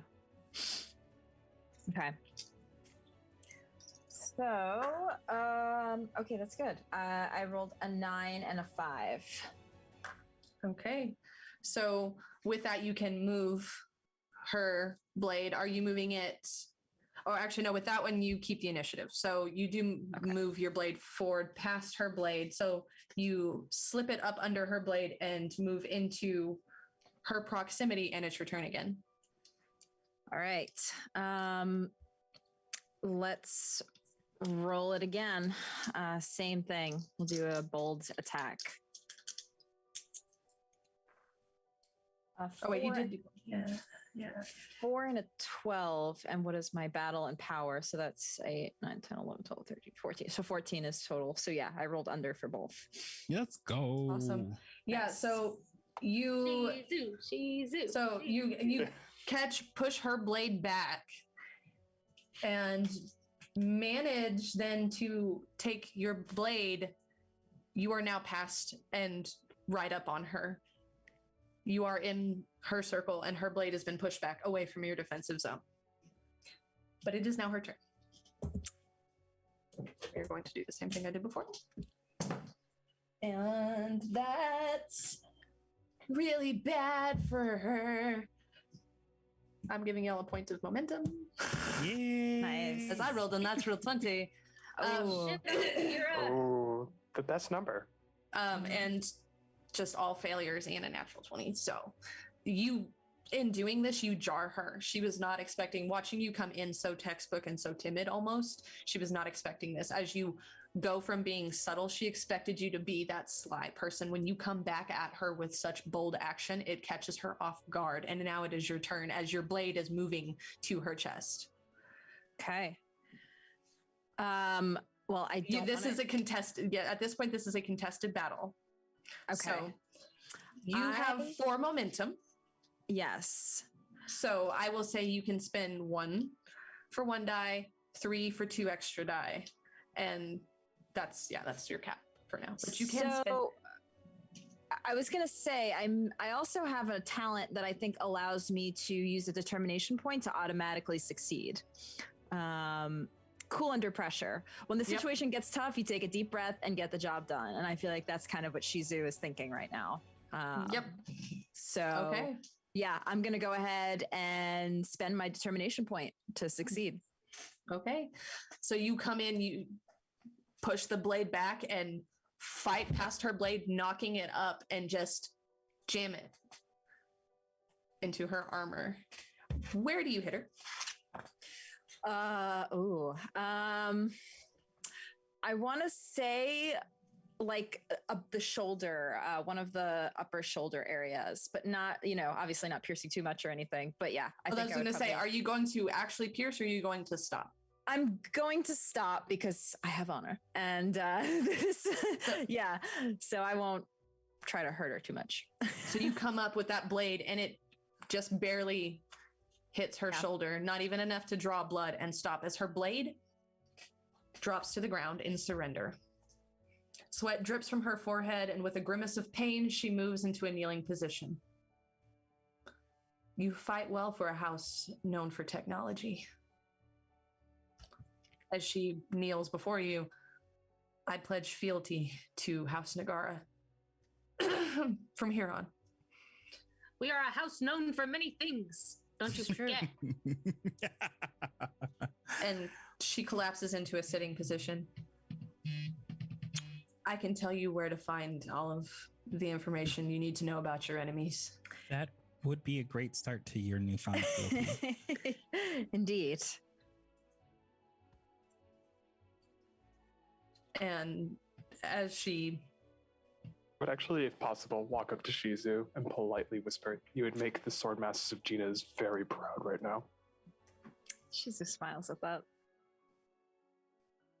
And she continues to divulge the Minimic films and basically just pours all of this out to you. So, you have officially recruited Kira Jaro. And with that, let me double check and make sure I got all the things. Okay. So, you now know that House Vernius is behind it. This is confirmed in talking to her. Again, Zahn is somewhat usually fairly smug with you guys, but he seems pretty happy with how you handled it. He is actually a little more depressed that he didn't have anything else to add to the situation. You can see that he's kind of standing back there, like wishing that he had to step in. Crossing his arms, Kobus steps up to you. So your enemies strike at you here, even on the territory of another house. An insult we have duly noted. It appears that House Nagara is at war, and House Vernius is no easy match. Sabotage, espionage, as he looks over you. This was a valuable lesson for you. I hope that you learn from it. He rests his hands on the door of the interrogation room and kind of looks across all of you, smug as always. And remember, should you need help in the future, any enemy of yours will be an enemy of House Harkonnen. Leave it to us. We always get what we're after. Tomorrow, then. And with that, he just glides out of the room. And despite how hot it is in that room, a shiver run down your spine.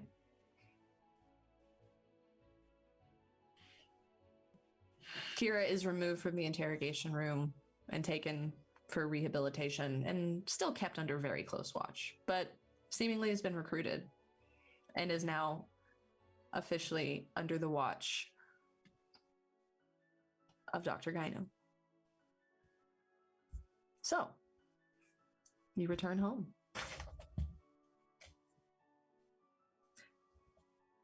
Corbus escorts you back to the residential area of the Harkonnen Keep.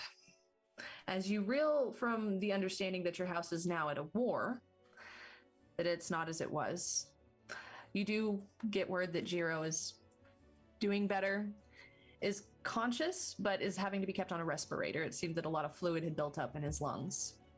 So you have seen him, even though nonverbal, plenty of eye rolls and sass to go around. It's still very clear that Jiro is all too well in there.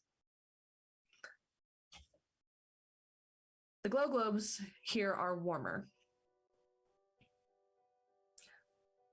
but still have a harsh incandescence to them.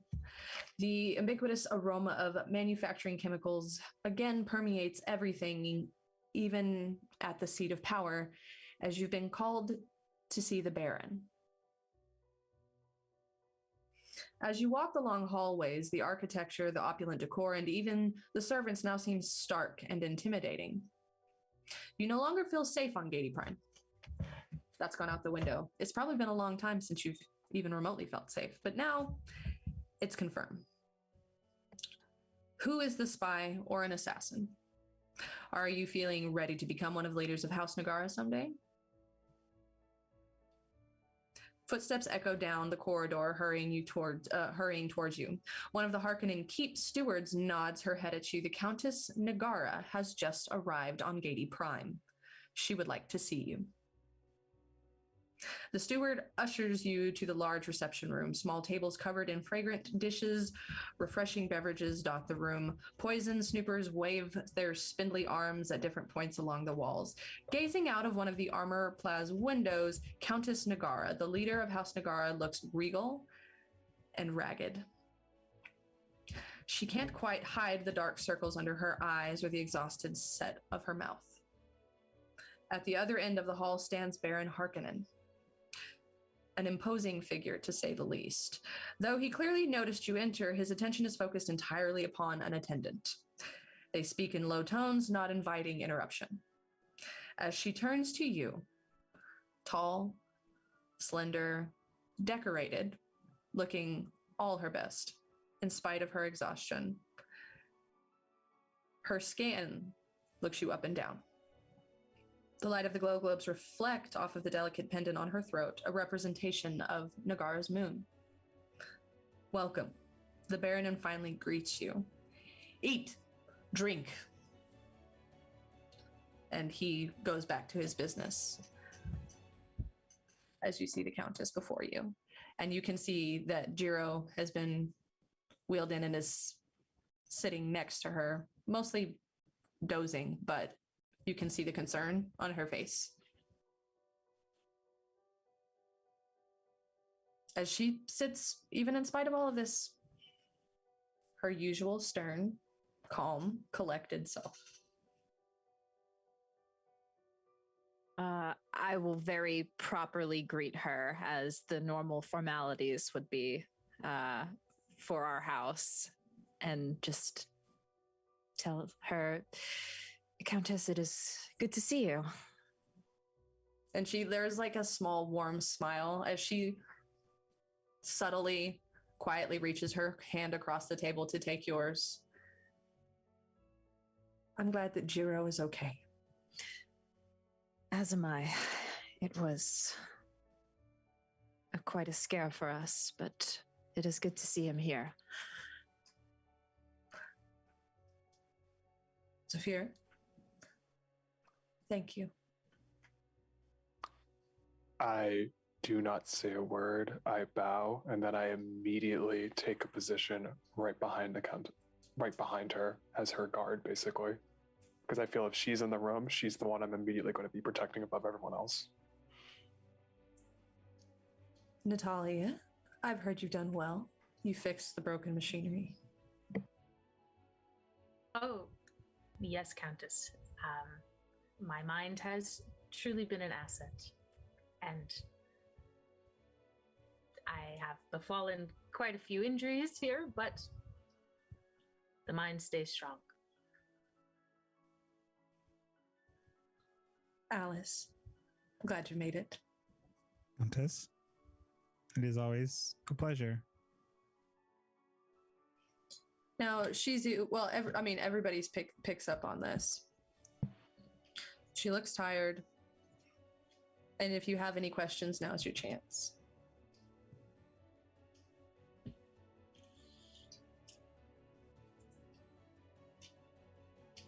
Countess, are you okay?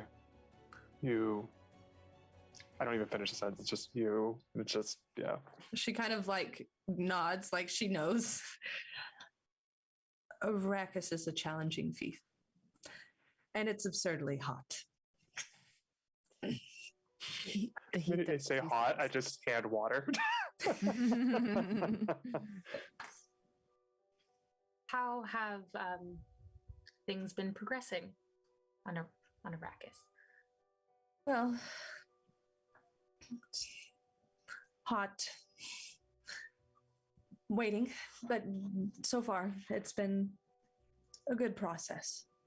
Anxiously waiting for you all to be done, so that when the Baron determines that your education has been complete, we can leave. How did the negotiation for goods go? It went well. You would be rather proud of Jiro for that.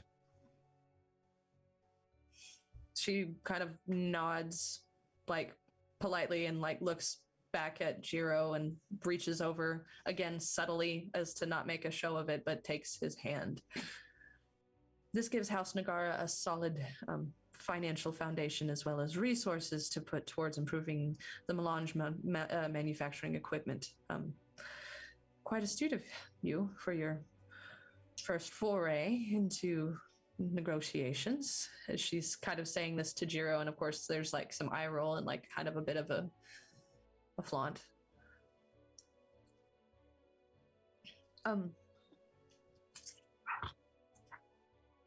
How is the research and improving the equipment going?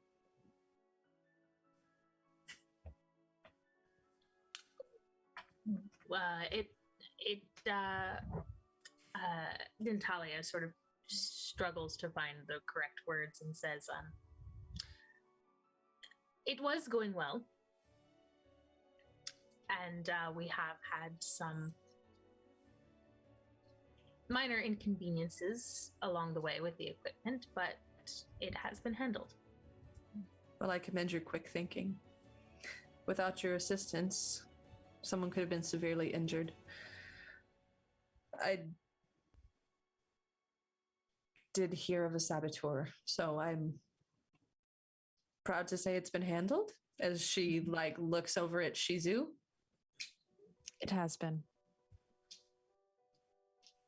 How are you doing? I seem to be doing just fine, actually. It's been a little overwhelming, but I think we have gotten most things handled. I feel like soon we should have been able to prove ourselves. Do you know of any new developments on that when we can leave this place? Soon. As soon as she says that, Corbus walks up.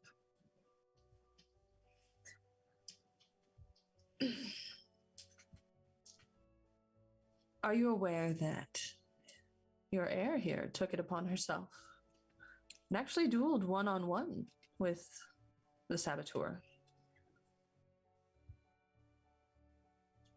And just kind of looks over. You can see.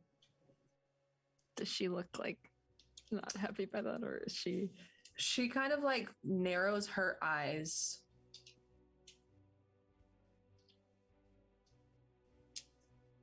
And then like narrows them specifically at him. And then looks back over at you and nods with approval. You've won a new ally through your skills. Then they'll learn to respect you more in negotiations in the future. As she could tell, he was trying to get it. He was, yeah. I would interject even by saying, like, it was one of the finest duels I've seen Shizu do. Mm-hmm. Sorry, Alice.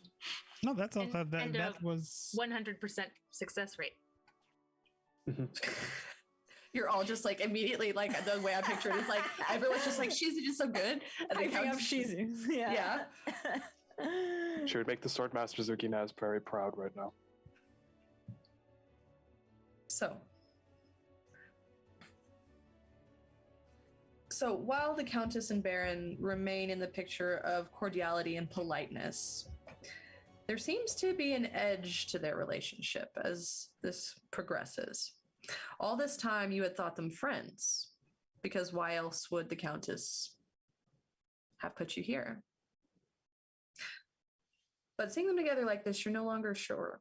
You thought maybe they could have at least been allies. This is not what you're seeing. Eventually, talk turns to the rebellion in the factory.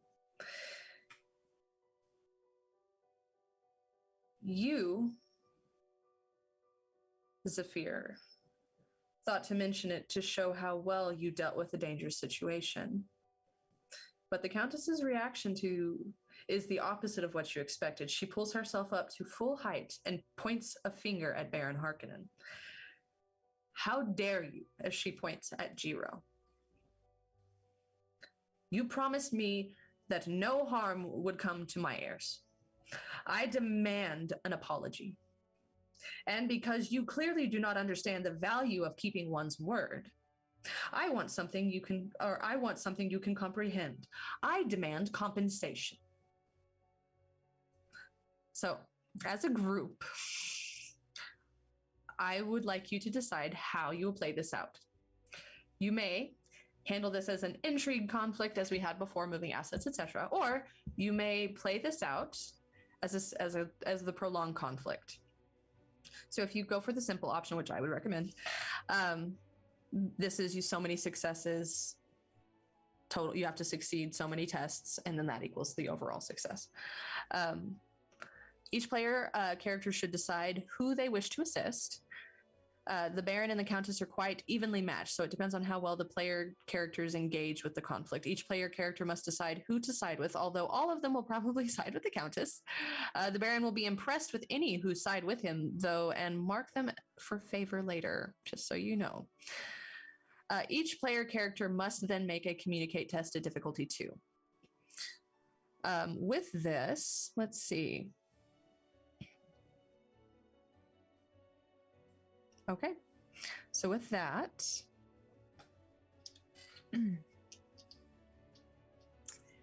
getting some favor with the Baron. No, I would side with the Countess, definitely. Is anybody going to side with the Baron?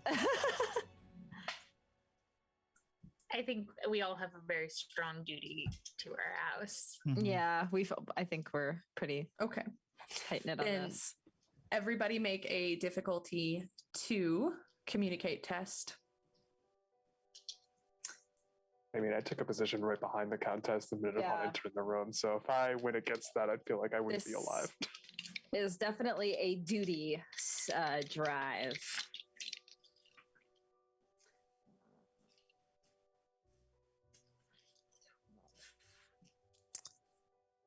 I'm going to go with faith because I trust in my leaders to know what's best. So that's a 12 target, and I'll give you a 12 and a 1. Yeah, I apologize. Which skill are we going with again? Communicate. Thank you. Mm-hmm. My target was 12, and I got a 7 and an 8. Oh, unrolled. My- Mine is a 12. Oh, good. Oh, okay. We're all 12 go ahead. apparently. Mine was also a 12. Unfortunately, I rolled a 4 and a 13, so only 1 for me. Okay, and how many did you get, Zafir? Mine was also 12 because I went with truth. I got an 8, and then I rolled another, go figure, 20. Oh my Oh god! my Are you ready to watch this? Are you ready to watch what happens? Hmm. Ooh. So, however, the Baron immediately begins. I'm not going to compensate you for your heir's foolishness. In that situation, who wants to, because of the number of successes, I will say who chimes in response. I do. Yeah. Oh no. I want to see our mentat chime in on this one. Yeah, Natalia would chime in and say, statistically speaking, Baron, the foolishness upon the heirs of House Nagara is severely outweighed by the foolishness of what has happened to us on your planet. Begins to clench his teeth a little bit. Who would like to follow up? Yeah, Shizu would probably follow up in this and just say, you all had a job, and we've performed our job. You didn't perform yours. She's a little more, I feel like she kind of gets a little snippy with him, because she kind of has a short temper. Yeah. All right. Kallas, Zafir.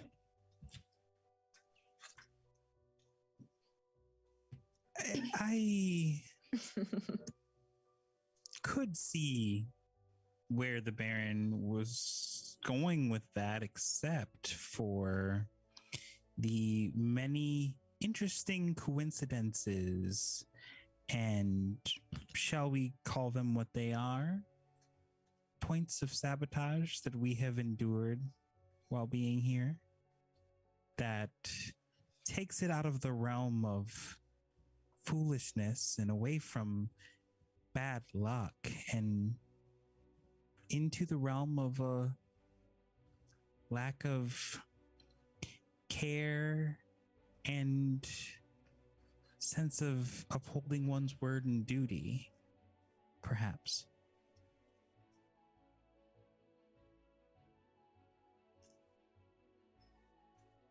Zafir. Baron, I have heard about you for a long time. I know the power you wield. I know your reach. I did not realize ignorance, though, was a trait that you choose to use right now amongst us. You just said to Baron Harkonnen. I just also, on a lore note, anybody that knows Dune, you just said to Baron Harkonnen that he ignorant. Okay. Oh, I know. I'm standing in front of the countess too while I say this, and I just look at him as like, you can say what you want. We have done our duty. What about you? The countess follows up. You will compensate me. The Baron crosses his arms and clenches his teeth. I will compensate you as we agreed. However, I think you're all overreacting, especially after all my kindness in teaching them how to govern and protecting them. I'm glad to see the wisdom of my heirs' arguments. The Countess narrows her eyes, but gives the Baron a gracious nod. Let us move on. I will allow 2 people to make an understand test at difficulty 2.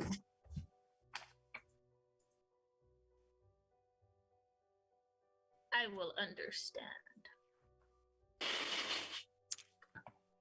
And I will understand.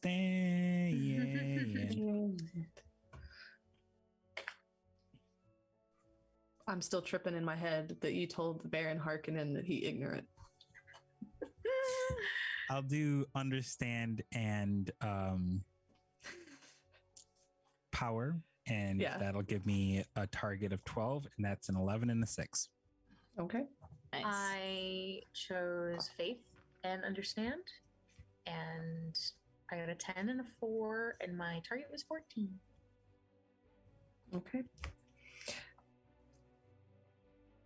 So so with that, I will allow you have 3 momentum. You may each spend a momentum to obtain information. Spent. Gotcha. Alice? Okay. With that, you pick up on these things. And I will give these to y'all with your overwhelming success of rolls in general. The Countess is oddly cold to Baron Harkonnen, but he seems to have no discernible problem with her. The Countess is frightened about something.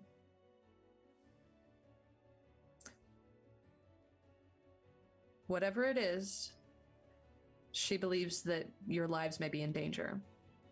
And it becomes clear with her stance as she steps forward as a mother that danger comes from the Baron.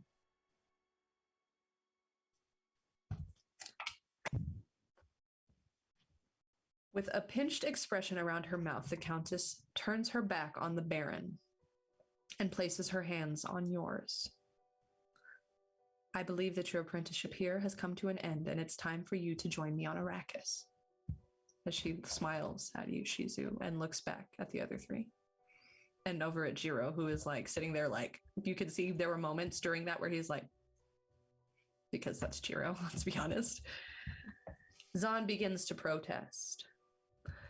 Don't you agree, Baron Harkonnen? The Countess throws over her shoulder at the man. The large man smirks. Whatever you think is best, Countess. We leave in the morning. With that proclamation, she sweeps out of the reception with you in tow. So the following morning,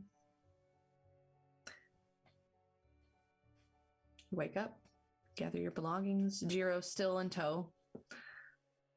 Doing much better. There are now sounds coming out from under the respirator that you can kind of make out from time to time, usually requesting cheese.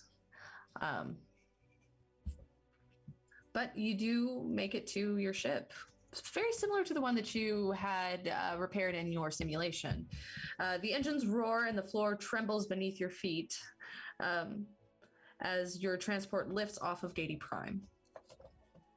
Though Harkonnen Keep and the buildings of Barony quickly vanish into the distance and the ship rises above the smoky haze, the taste and smell of industrial city air lingers. It will be a short time until you reach the Guild Highliner, parked high above the planet's surface. The Countess, her posture and expression tense, turn towards Shizu. She holds a small decorative disc that dangles from a golden chain in her hand. This is an astrolabe, an ancient tool used before space travel. From what we understand, it was an incredible technology for its time. This represents the progress that House Nagara continues to make and reminds us what we once were. It's yours now, as she hands this to you, Shizu. Thank you. I know you'll take care of it. I will. But this is no training exercise. Your heart drops into your stomach. This is very real. So it begins to set in as you continue to progress up. As you hold this in your hand, the metal cool against your palm, an explosion rocks the ship. The pilot's console explodes, enveloping the operator in flames. Alarms begin to scream around you. Warning lights pulse. The transport shudders under your feet and begins to lurch violently, jerking from side to side and rolling slightly as more explosions echo deeper inside the ship. You blink as the sights and sounds jolt you back into the memories of your training with Niren. Even the smell of recycled air and transport ambient temperature matches your experience. This is no training exercise. It resounds in you again. Putting out the fire in the pilot's console, the Countess is the first one to grab the controls, fighting to pull the ship out of a fatal dive. Nothing is responding, she shouts to you. Get to the systems and get something back online, as she points towards the back of the ship. You help the Countess heave on the controls and the shuttle pulls out of a dive a little. As the sirens blare around you, the situation is desperate, but you have brought yourself a few moments. All of you, the Countess shouts. Get something working back there. I'll hold the controls. You trained for this. I know you won't let me down. As her eyes lock with each of you, she holds Shizu's hand one more time as she braces Jiro up against a wall. As Jiro is like rolling around and griping. You can tell the Countess is not as confident as she seems. But you have your orders, and there is no time to argue. You do have time to repair this. As before, you have the jet brake system, the jet thruster, cooling system, altitude, and life support. So,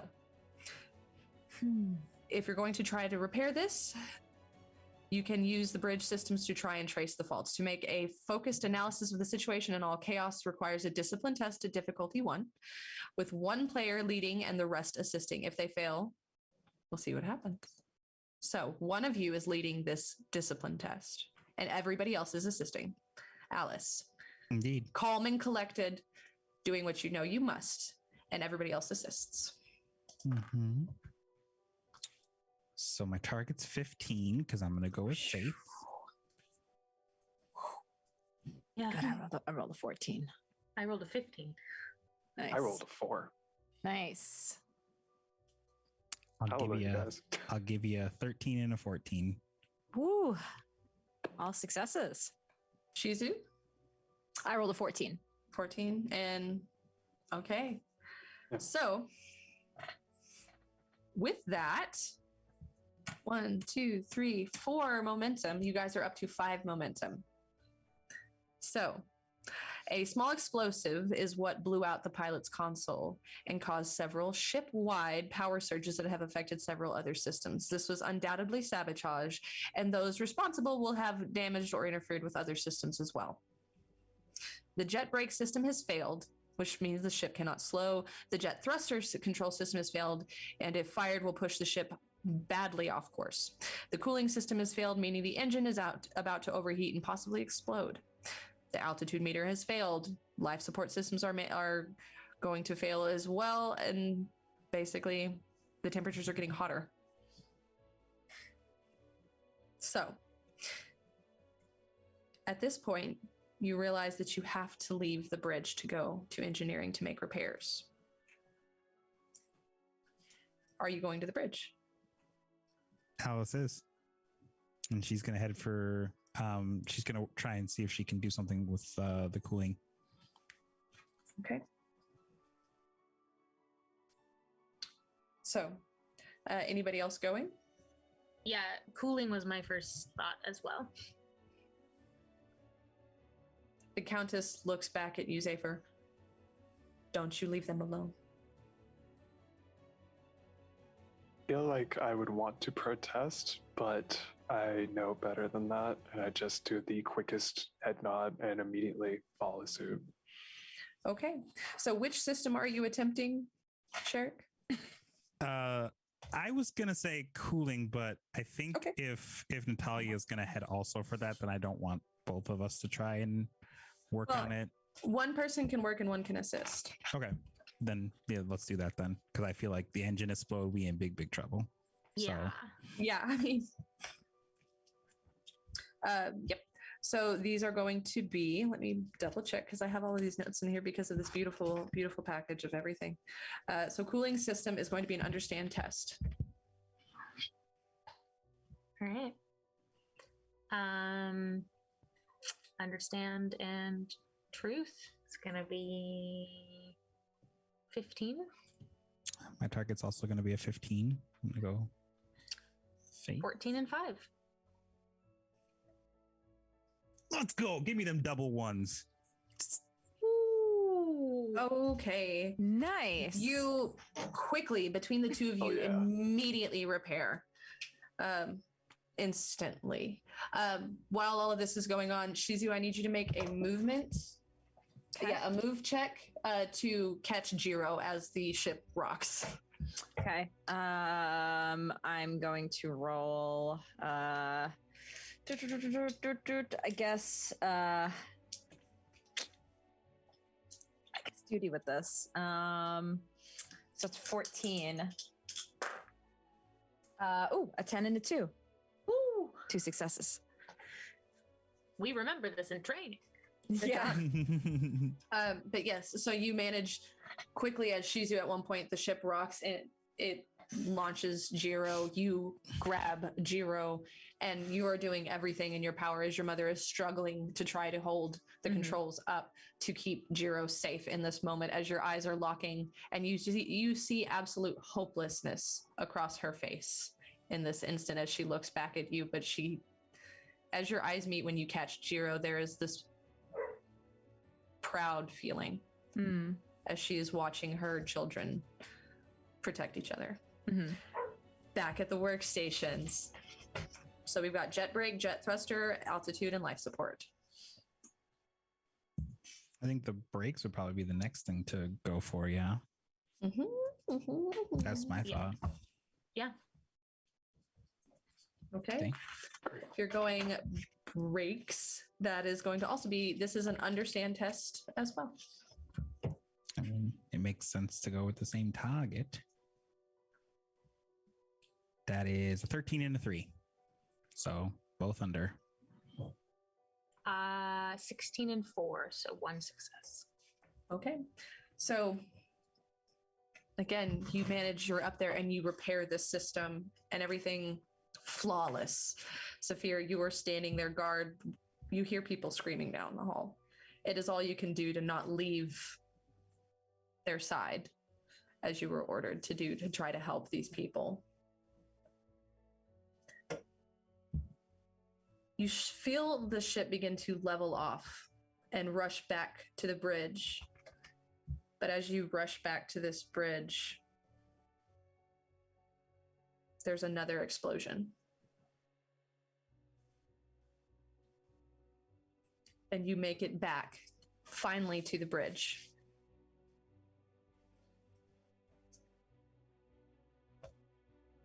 You see the Countess still struggling with the controls.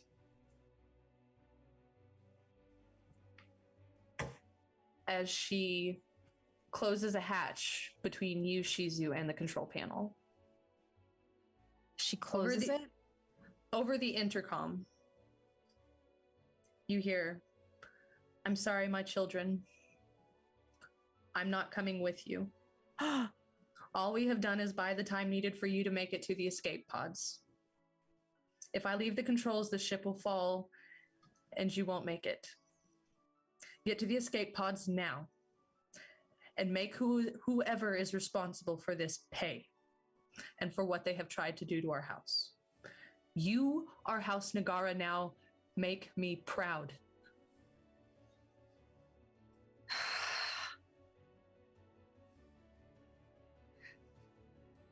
This is not easy for Shizu. And I mean, there's a window. You can see her looking back at you. Alice But you can see the seriousness. would immediately grab Shizu and Jiro and move. I was actually going to say the same thing. If anyone was hesitant, I would have grabbed you immediately. Yeah, I think she probably would hesitate at first, so somebody would have to grab her. No opportunity to hesitate. Yeah. Alice, if you did that, like, yeah. Now, she like pushes them, but like doesn't go with them. If that makes sense. Like she knows that these two are like the most likely to like not stick her, like to like not follow the plan. So like she kind of like pushes them towards Zafir and is like, go. And then Alice is going to place a hand on the window and look at the Countess and just nod. You see a same calm, collected woman. As she nods at you, there is a single tear. And you can feel the acknowledgement that you will protect the fate of House Nagara. As she turns back with all of her might as the ship again rocks, you can see everything in this not young woman fighting to give you all a chance. Mm-hmm. And then if there's anyone still waiting, Alice is going to grab them and move. I would have been helping with Jiro. I imagine Shizu probably needed both of Zafir's arms. Actually, in that case, I probably would have just picked up Jiro. Yeah, so you're just running with Jiro. You can just easily like, come on. You place Jiro in an escape pod with you. I'll say they can be like 2-3 people per pod. So you and Jiro close the door. Alice, Shizu, are you going with Jiro? And so you are in there with Zafir? Yeah. No, you should fly separately. The heirs should fly separately. That's a good point. Mm-hmm. Oh, that is. Okay, I'll do it in that moment. Did it? We should do it. Okay, so in that moment, then Alice, Natalia, and Shizu are in the second pod. There is a hiss and a clip, and your escape pod releases from the transport. In the strange silence of near space, the transport engine, you can see it from here, begins to glow, hot, white. And in an instant, the entire ship shatters into tiny, sparkling pieces. You were just at the point where gravity was losing its grasp, and all of the debris forms a cloud immediately. As you peer out of the small porthole searching for the Countess, there is nothing left. The surface of Giedi Prime looms beneath you as your pod begins to thrust, jerkily attempting to slow your descent back. The Countess did not survive, and there is debris falling all around you.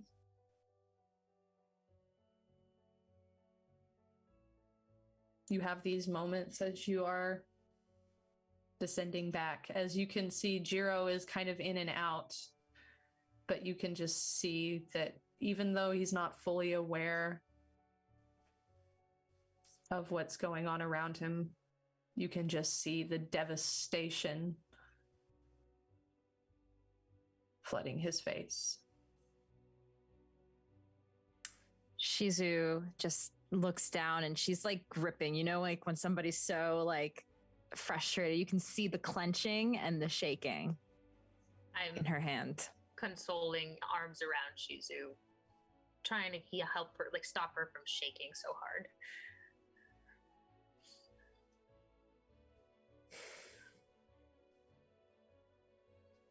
It is in this moment, Zafir, you do feel Jiro, even in that moment, grip your arm. Even in his weak, in an incredibly weak grip at this time, but you can feel is all he can muster. Just trying to not show emotion, because it is, of course, Jiro. You continue your descent. You are now the head of House Nagara.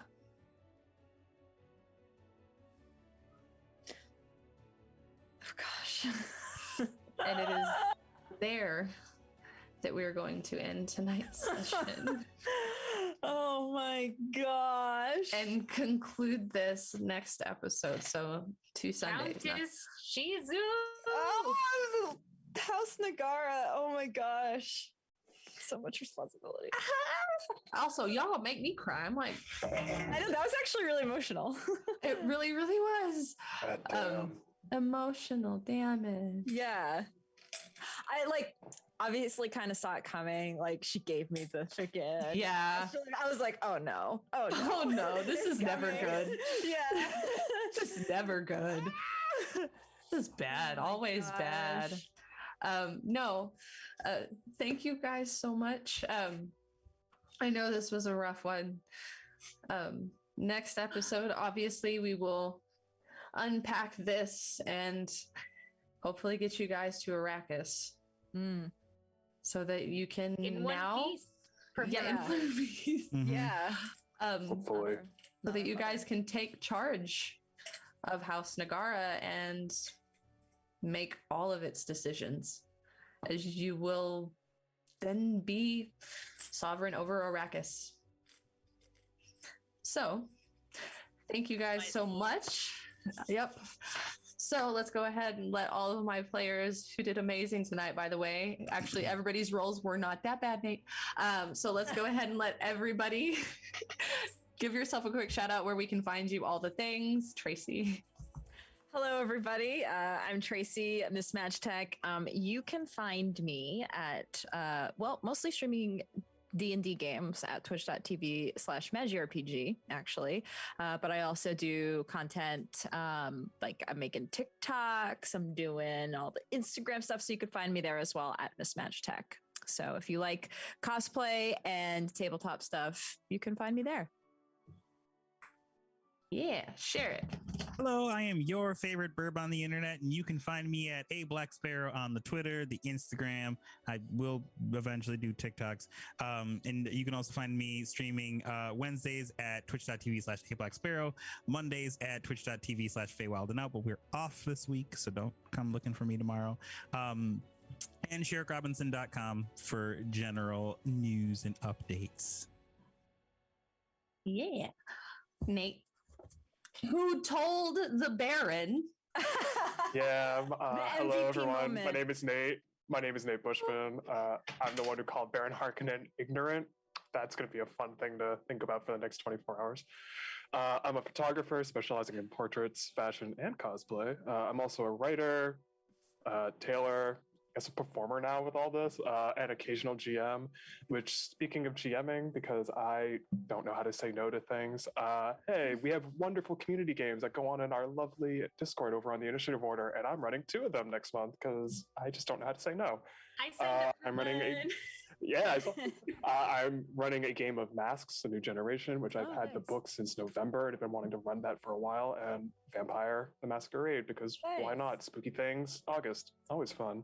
And it might be a little bit early to announce this, but end of August, I'll be running a one-shot on this very channel, Cyberpunk Red. Hey! Early to talk about, but Let's definitely go. get ready to rock and roll all night, blitzkrieg bop, and get ready for our ballroom blitz. Awesome. It'll be a very, what I'm jokingly call a rock musical. Find me on Twitter at Nate_B, Indie Nate on Instagram, and check my photo stuff out at natebushman.com. It's great. Nice. Jess. Hi, my name's Jess. Most people call me Goblin. You can find me around the internet as a Goblin Queen with 3 E's, or on Instagram, which is at j.rancor.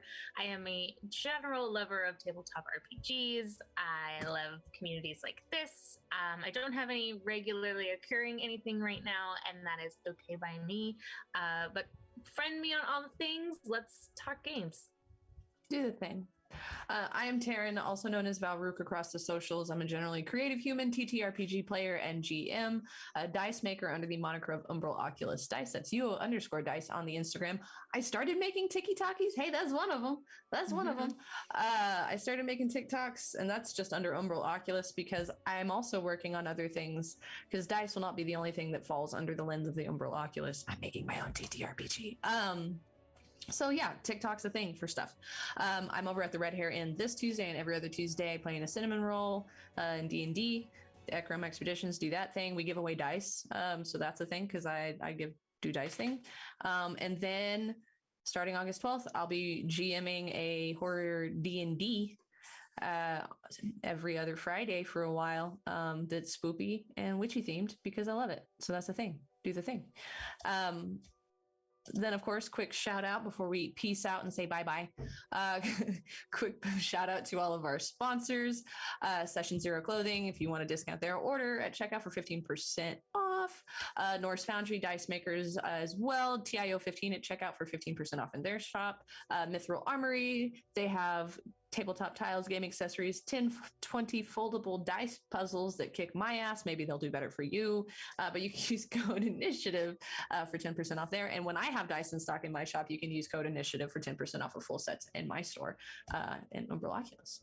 And of course, as always, we are proud sponsors and ambassadors of Jasper's Game Day here at the Initiative Order. All subs bits go to support TIO and our initiatives that we support here as being an inclusive and progressive space to make tabletop gaming better, because this is what we do. And then again, if you want to do this and make your players cry too, you can buy this through Modifius. But yes, thank you guys so much. I appreciate my players a lot. Thank you, Danny, for running tech this late, all the things. Thank you guys for watching, all the stuff. Catch the last episode, not this coming, but the next Sunday, and we'll see how much cry happens, because Jiro gets to come back and find out what happened. Oh gosh, yeah. So yeah, you guys have a good night, evening. I don't know what seaboard you're on. I don't know this stuff. Time zones. Yay! Do they exist? No. Nighty night, everyone. Find out in 2 weeks. Find out in There's 2 my weeks. camera. 2 weeks.